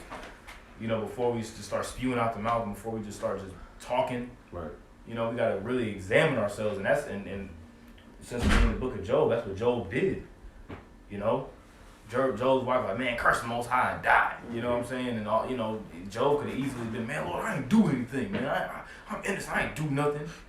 Start just talking shit. But what he did, he examined himself. He was like, you know what, shit, maybe I did do something wrong. But hey, regardless of whatever we go through, man, I'm not gonna blaspheme the Lord. Right. Whatever I'm going through for a reason. And you just, to the best of our ability, through the help of the Brotherhood, through the spirit and power of Yahweh Bashim Al-Shah, you take it on the chin. That's right. And then when you examine yourself, you might be surprised at the answer. Yep. You know what I'm saying? Maybe the Lord decided to work a miracle through you. Maybe you didn't do nothing. Right? Yahweh Shah died for your sins. How many times you gonna beat yourself up about that? Exactly. Maybe he's rebuilding you. So when you take the time to examine yourself, you'll see what it actually is. Because when you ask the Lord questions, he answers them. It might not be right when you want it, but you get your answer. Yeah. You know what I'm saying? So if you in the spirit, you'll get the answer. Come. If you in the flesh, you'll justify yourself and you'll run from the answer. But a lot of times the answer be correction. The Lord is correcting you. But sometimes we don't want to hear that because we in the flesh, we in this earthly walk. But a lot of times we're being judged by the Lord. And we know why, but we run from why because we just want to be justified and being mad or whatever. Right? Job considered he probably did something in a past life. That's why he said, whoever perished being innocent. Because we know the scripture says he was upright. So he had to know reincarnation exists. He had to consider that as well. Yeah. Can I back the Shwamba up? It's Sirach 32 and 17. It says, a sinful man will not be reproved, but findeth an excuse according to his own will. According to his will, Salakia. So that goes right into what Elder Shwamba was saying, man. A dude that's not in the spirit, he just want to be justified, so he'll make an excuse for himself. That's right. So when you get tried in that, you finish on that. When you get tried in that fire, that's it. That goes into what manner of man you ought to be. Are you going to be someone that's going to basically be refined and become, like you said, that pure gold, or are you going to be pulled away and faded and thrown away like the dross? That's being, like you say, a test. I'll continue on. This is Sirach chapter 2 and verse 5. For gold is tried in the fire, and acceptable men in the furnace of adversity. Believe in him, and he will help thee. Order thy way aright, and trust in him. Ye that fear the Lord, wait for his mercy, and go not aside lest ye fall. Yeah, ain't that what Job was doing? Hey, the apostle made a good point. He said Job didn't get emotional. I just want to add that. That's right. He didn't let emotion dictate, his decision making. Right. When he was in that adverse circumstance, Right. Yahweh Shai too is, of course, that's our greatest example today. He really could have been so-called justified before the Father, but he knew the cup that he had to drink. And that shows you all our forefathers, like say Job They wasn't bitch made, you know. They didn't live off emotion. They didn't live off emotion. I got a You know. scripture to give you, brothers. Matthew 13 and 16. Somebody can get it immediately. Y'all brothers can break it down. It's a lot of Matthew 13. I got it. This is the book of St. Matthew, chapter 13, verse 16. It says, but blessed are your eyes, for they see, and your ears, for they hear. Hey, blessed are your eyes that see and your ears that hear. All right. So the things that we see and the things we hear, what are we gonna do? You know, if you are pushing the word and you starting to see these things, and you see, we look and see what's going on with the world. Do we want to dwell and be within the world, knowing through prophecy what we heard what's gonna happen? No. That's why we're all in here. You know what I'm saying? Pushing the word. We're actually studying, showing ourselves approved. You know. We're getting ourselves spiritually prepped for what's to come, you know. And when you go through certain things, you basically refrain from everything you've heard or seen. No, we know our forefathers. We know what's going on. So we go through these certain elements. Like when you going through the elements that you bitch up about it. No, you've heard the word and heard the adversities that are the prophets, you know, before us and everything it went through. You know, our apostles have went through. You know, we've heard the story. Those are building blocks for us. Mm-hmm. So why would we bitch up now, especially the times we're in? There's a lot more meat in that same chapter. There's a lot more in that same Matthew. Well, who's reading that? Kinda, I am. Well, continue and let the brothers break it down, but read on. Kinda. This is verse 17 in Matthew 13. Verse 17, it says, yeah, you gotta keep reading, man. Gotta get all them gems and stuff in there, you know. Matthew 13, verse 17, it says, for verily I say unto you, that many prophets and righteous men have desired to see those things which ye see, and have not seen them. Hey, because you got to think, you know, that it made me think of Daniel. Daniel prophesied, and Daniel basically had to interpret dreams. But did Daniel see, like you say, the fourth beast? He didn't even see the Greek or the Romans, you know. But yet he basically interpreted and prophesied about it, you know.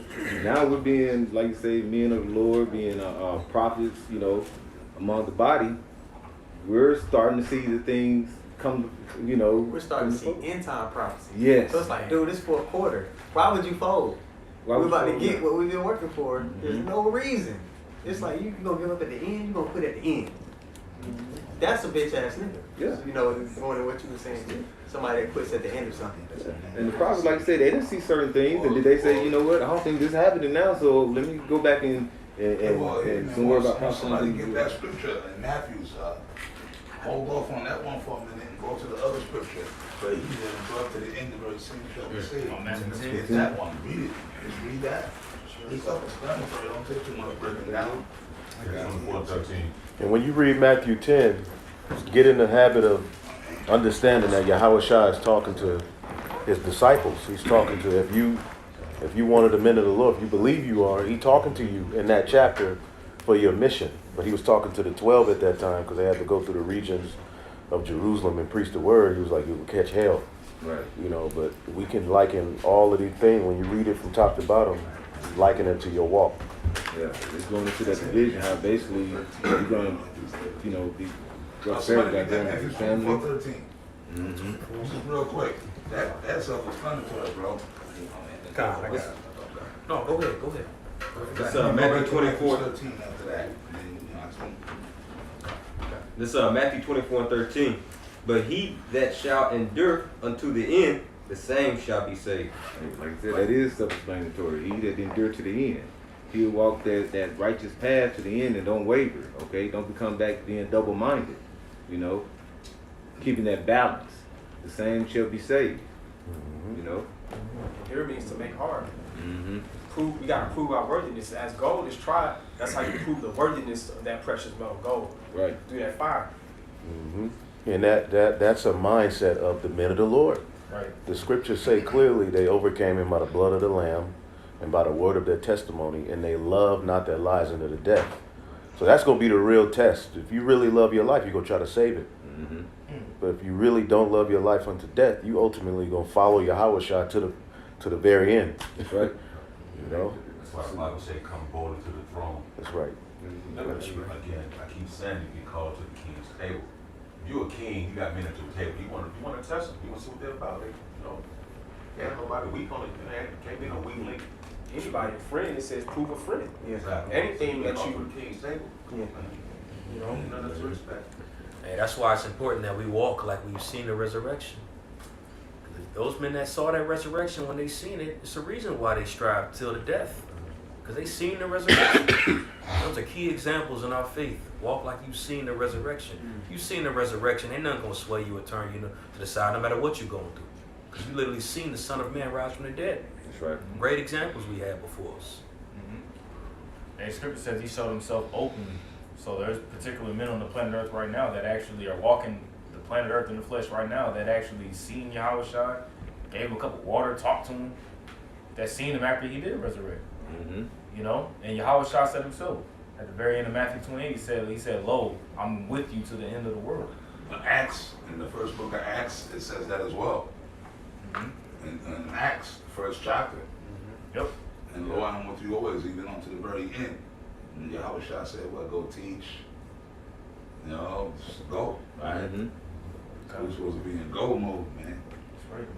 With that, we're gonna read Matthew 10. You know, also with that going into basically that division and separation. Remind you of Sirach 2, where it says, "Depart from the unjust, you know, and the iniquity shall turn away from thee." And verse 3 it says, "Cleave unto him and depart not away, that thou mayest be increased at thy last end."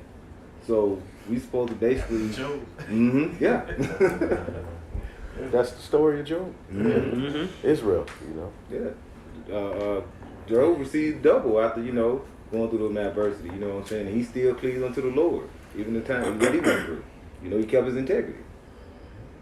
That's right. You say you want Matthew 10 or 22? Or, that was pretty much Matthew 24 that was read. It's the same thing. It's the same thing. That was it.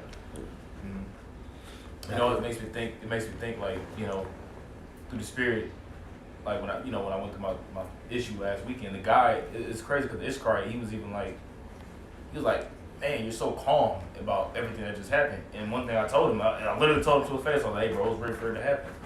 You know what I'm saying? He was like, "You're not even mad about it?" I was like, "Sure." I mean, like, me being mad about it ain't gonna just magically fix the issue. It is what it is. Like, you know, Yeah, nah, man, that's heavy. And you being a younger brother, that's heavy, man. The Lord, that shows us that the Lord is increasing you brothers fast. Like, things are happening fast now, bro. For the past 10 years, for the past 15 years, I dare say, like, the Lord is, you know, the Most High is like his works are unknown, man. Like, what's the scripture? My thoughts are not your thoughts. Somebody read that. Somebody read that, man. This is Isaiah, the 55th chapter, and I believe the 7th.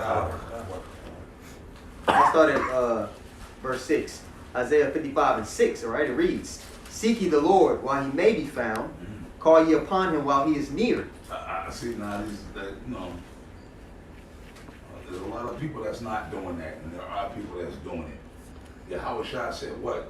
You shall know them by their fruits. That's the scripture that never leaves my head. I know who the men of the Lord are because I follow the Bible, and I know that the Bible told me what signs to look for, bro. That's right. Simple and plain, that's it. It ain't no whole big long speech. Okay, and that goes into what you're teaching, how you carry yourself, everything. Now, yes, the men of the Lord, we go off, or we will go off, and the men of the Lord make mistakes. That's what Yahweh Shai is there for. Okay, but overall, yo, the men of the Lord are going to be doing this work. And then also, as far as their behavior with other men of the Lord, like, you know, what did Yahweh Shai say as well? By this the world shall know that ye are my disciples for the love that you have for one another, right?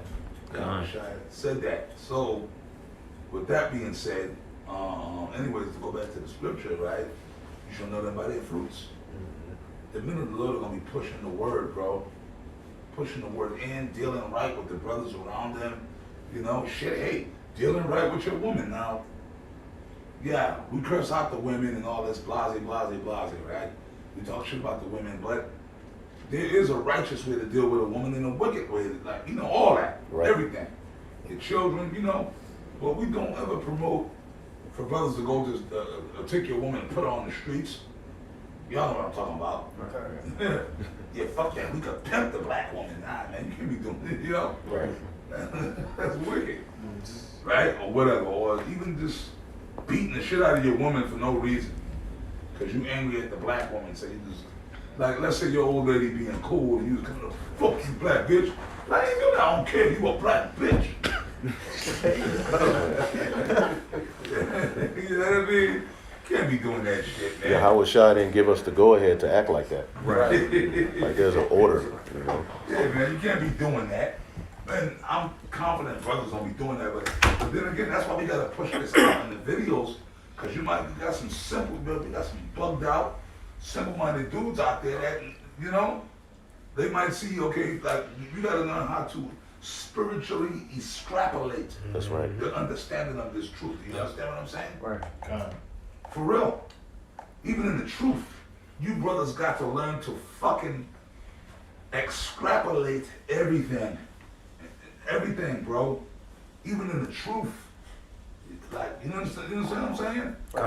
You gotta pray to the Lord to give you discernment on everything. Sometimes there's gonna be points where you're gonna have beef with brothers, and you might certain things you might see your elders do that might, man, and I'm telling you this from experience, man. And it's, you know, like Apostle Gabar did a video. Hey, man, you know, I watch Apostle Gabar, Apostle Ryan's videos all the time. Apostle Gabar, of course. You brothers, make sure y'all watch Apostle Gabar's videos, man. Watch Apostle Gabar, the apostles. Watch them videos, man. Watch the videos of the apostles, man. And of course, without saying, watch Apostle Gabar. Yeah, you goddamn right. I'm gonna promote that. I'm gonna push that. And you know what? Me and the elder Yasha Wamba was there. And I'm not just saying it because I'm a part of that hierarchy. It's the fucking truth. You understand? Okay. Because, you know, a nigga will say, yeah, cuss, yeah, Rakai. You gonna say that, nigga, because you were part of the leadership. So what? I'm out here with y'all. You understand? Right. Real talk, bro. Fuck it, man. I like real talk. Yeah, look at me. Like, I'm not a part of the leadership no more. Okay? I'm out here with y'all. I'm in the field. I'm a grunt. Like, you know? I'm with y'all brothers, man. That's my life right now at the moment. You know? So I'm not even talking from an aspect of being a part of the leadership. Right. I'm talking just like one of y'all, man. Okay? I'm talking like a regular brother. Watch them videos, man. The Apostle Gabar said it, man. Nothing beats experience. Okay? It's the truth. You can learn all the scriptures you want to learn, bro. It's true. And bro, y'all see the examples. You can learn 1,000,000 scriptures. We had a word for that back in the days. Human concordance, brothers. You know what I'm saying? And that's cool. That's groovy to know the scriptures. Bro, when I was a younger man, okay, I was the same way. You know? Everything you younger brothers going through, I've been through that. I talked to the brothers in my camp. That's why I love you brothers, man. I look at y'all, it's a throwback to my, yeah, I remember what it's like. I remember what that was like. It's cool. It's fond memories. You know what I mean? It's fond memories. Like, I see these little young dudes coming in the truth, and the spirit they have. Like, damn, man, that was me 32 years ago. Wow, that was me, man. I know what these brothers are feeling. I know, man, that excitement, that vigor, you know what I mean? But then, like the scriptures never, Daniel, right? It was honey in my mouth. Yeah. Bitter. Bitter in the stomach. When you first come in the truth, it's all groovy, man. It's all groovy. It's biscuits and gravy. Right. But you Apostle, you establish your relationship with Yahweh Bashim Yahushua through trial, through walking with him, That's right. sticking with him. That's a relationship. All right. You know, on this side, yeah, a relationship like, you got your one body. yeah. You're right, because Yeah. see, because when you first come to the truth, it's like I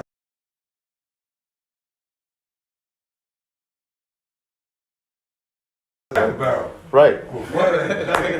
That shit is so good. Gift, the beginning of a relationship is always A fun. honeymoon phase at the beginning. Oh yeah, when you first get with a new chick. Right, it's fun. Oh my goodness, the pussy is so good.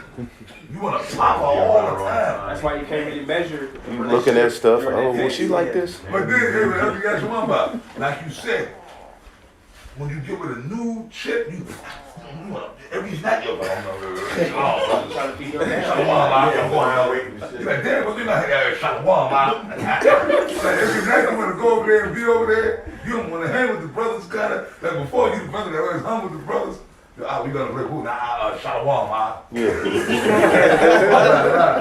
know what I mean, right? It's all groovy, but then a couple of months into that motherfucker, you hang with the brothers. What's up? You ain't with it? I'm whatever, but you know, brother, these women, man. Right?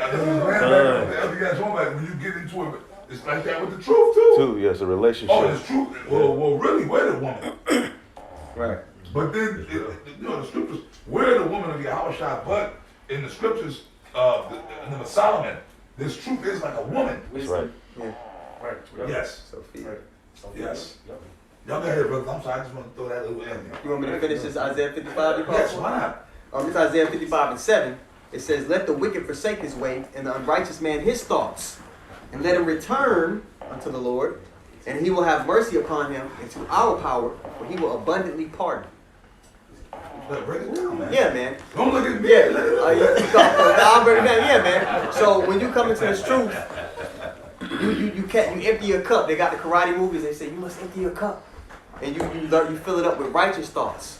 You make your movements and your judgment calls based off what the scriptures say. So that's the becoming a new creature. You know what I mean? So yeah, you gotta put off that old nigga. I remember Elder Yatzizak said when y'all first came in, y'all see, you gotta put that little nigga every time y'all call. You gotta put that little nigga away, man. And you gotta step into, that new man that the Lord is calling you to be. That's right. I like that. Yeah, that's true. Leave that nigga at the door. Man, I'm telling you. Yeah. Did you have anything else you wanted? Well, that was about it because I think we was at the end of it, about chapter 1. Yeah. And like I said, when you come into this wasn't our understanding, you become a man with integrity, and basically you deal with, good things you receive as well as the bad, just as Job did, so that all I have. You got to learn how to, everything that happens to you in this truth, you just got to tie it to somehow to the scriptures. Yep. Whether it's good or bad, tie it to the scriptures. That's the only way you're going to get through. That's the comfort. Not being emotional about things that happen, not, being able to thrive in uncomforts. You got to be like water in this truth. This truth will present you with all kind of situations that you're going to have to still operate in the spirit, though it's like you in a fight. Right. You in the 12th round, your opponent, this is Satan doing push-ups. Man. Satan ain't tired. Rounds. So you got to learn how to fight tired. You got to learn how to adjust. You got to learn how to not get hit with the same punch you got hit with early in the fight. You got to fight back. You got to fight back. Yeah. Yeah. You other cats, y'all know who I'm talking about. The brothers, I forget you brothers' names. I know y'all still here. Where did we go this morning? We went to the trail. Which trail? The hard trail. Brothers, my trail brothers, raise your hand. They in there still? Yeah, we up in here. Okay, yeah, brother, we went to that motherfucker this morning. Yeah. Hey, I told the elder when I got back, I said, well, we going to the hard trail. Man. Yeah, we went. We're going to double up. Yeah, because we going tomorrow too, Lord willing. Monster, yeah. If he in the elder Yashima by ourselves, we went there this morning. And then we coming tomorrow with y'all. But that trail for you brothers that know it, that motherfucker. Now, last week I was in Atlanta doing the Stone Mountain. So I've been hitting it. So that's why I came back. I told one mother, look, man, we got to double up. But we did it, right? Yeah, we got the one buddy, he was kind of dusting me today. Yeah, man, that's because I I've been working out. Brother, I've been going hard nonstop. And I did 6 rounds yesterday, but I've been jogging 4 miles every day. I was on Stone Mountain last week. But Elder Wumba, he dusted me. Because, you know, my body was kind of like, whoa, kind of trying to catch up.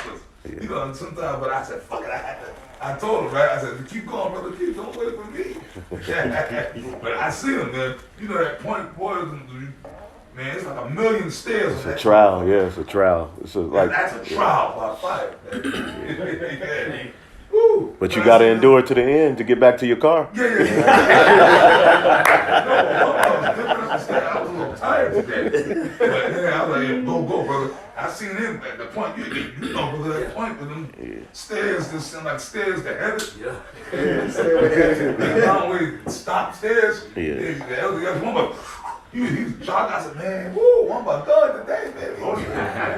He was motivated today. I should have seen him, man. Yeah. I should have seen him, man. We're gonna end the video. That's a trial. Yeah, it's a trial. But I was bringing that up to, it's like the truth.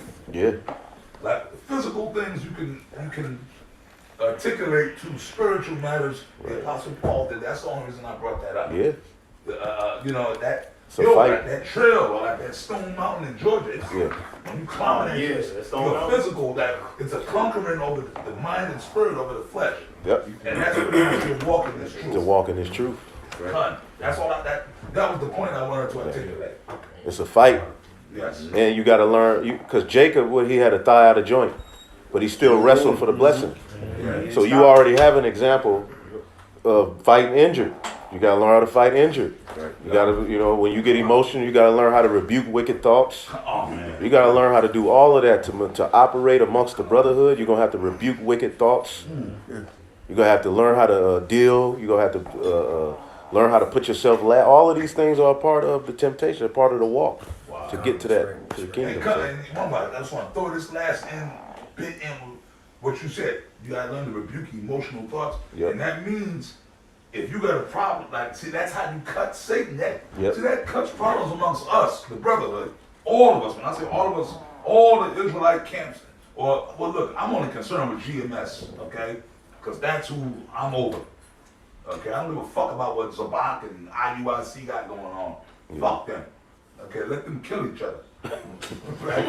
But as far as Great Millstone is concerned, that's my concern. If you got an issue with a brother, you follow the scriptures, man. That's it. That's the spirit of a bitch, man. Right. If you, whatever it is, and then you instead of confront the brother, whatever it might be. Now, when you confront him and it comes out, if maybe because sometimes maybe we just got demons on us. Like I've been listening since I came in here. You brothers going into it. Like sometimes brothers is getting their little feelings and get emotional, and then Satan embellishes on it and works on it. You know, he steers that pot. But then when you actually go into it, well, what did that brother really do to you? I said, at the end, it comes down to that black woman demon. I don't know. I just didn't like the way he said that. See? But did the brother say anything wrong? Right. Well, and then you know the scriptures start coming out. What did the brother say? Right. Well, I just felt some kind of way because you being a demon, you being an emotional black woman. See, brother, we got to rebuke the spirit of the nigger woman and the spirit of the white man. Right. That's the truth. Because, you know, I know, man, look, man, especially some of you younger brothers, y'all come out of that fucked up generation of where a lot of brothers were raised up by the black woman.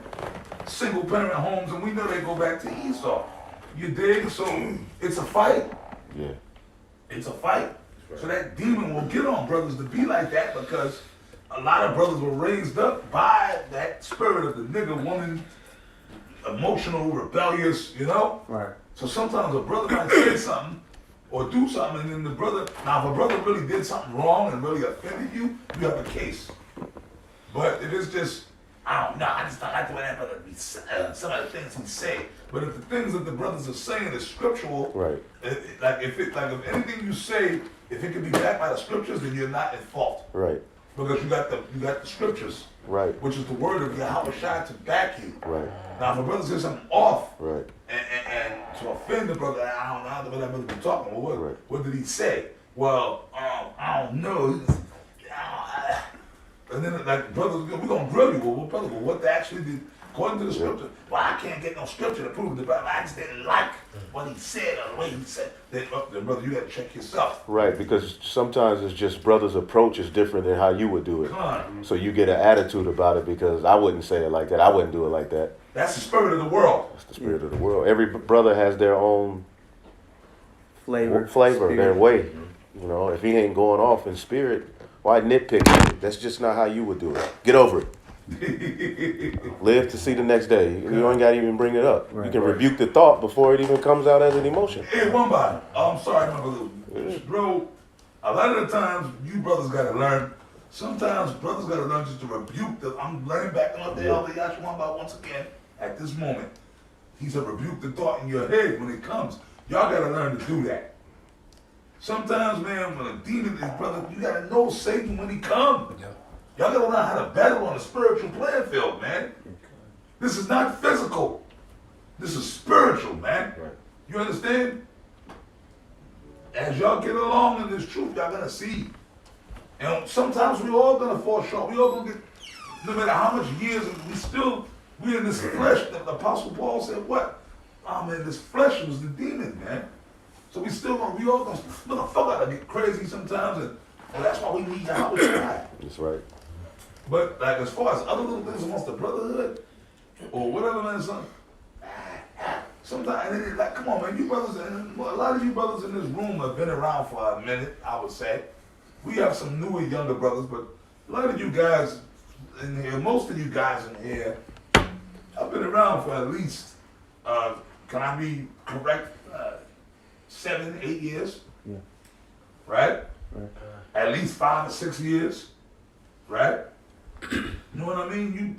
When demons come after 5 years in the truth, you should know that number Satan, man, is trying to get. Remember, Satan gonna try to turn us against each other, man.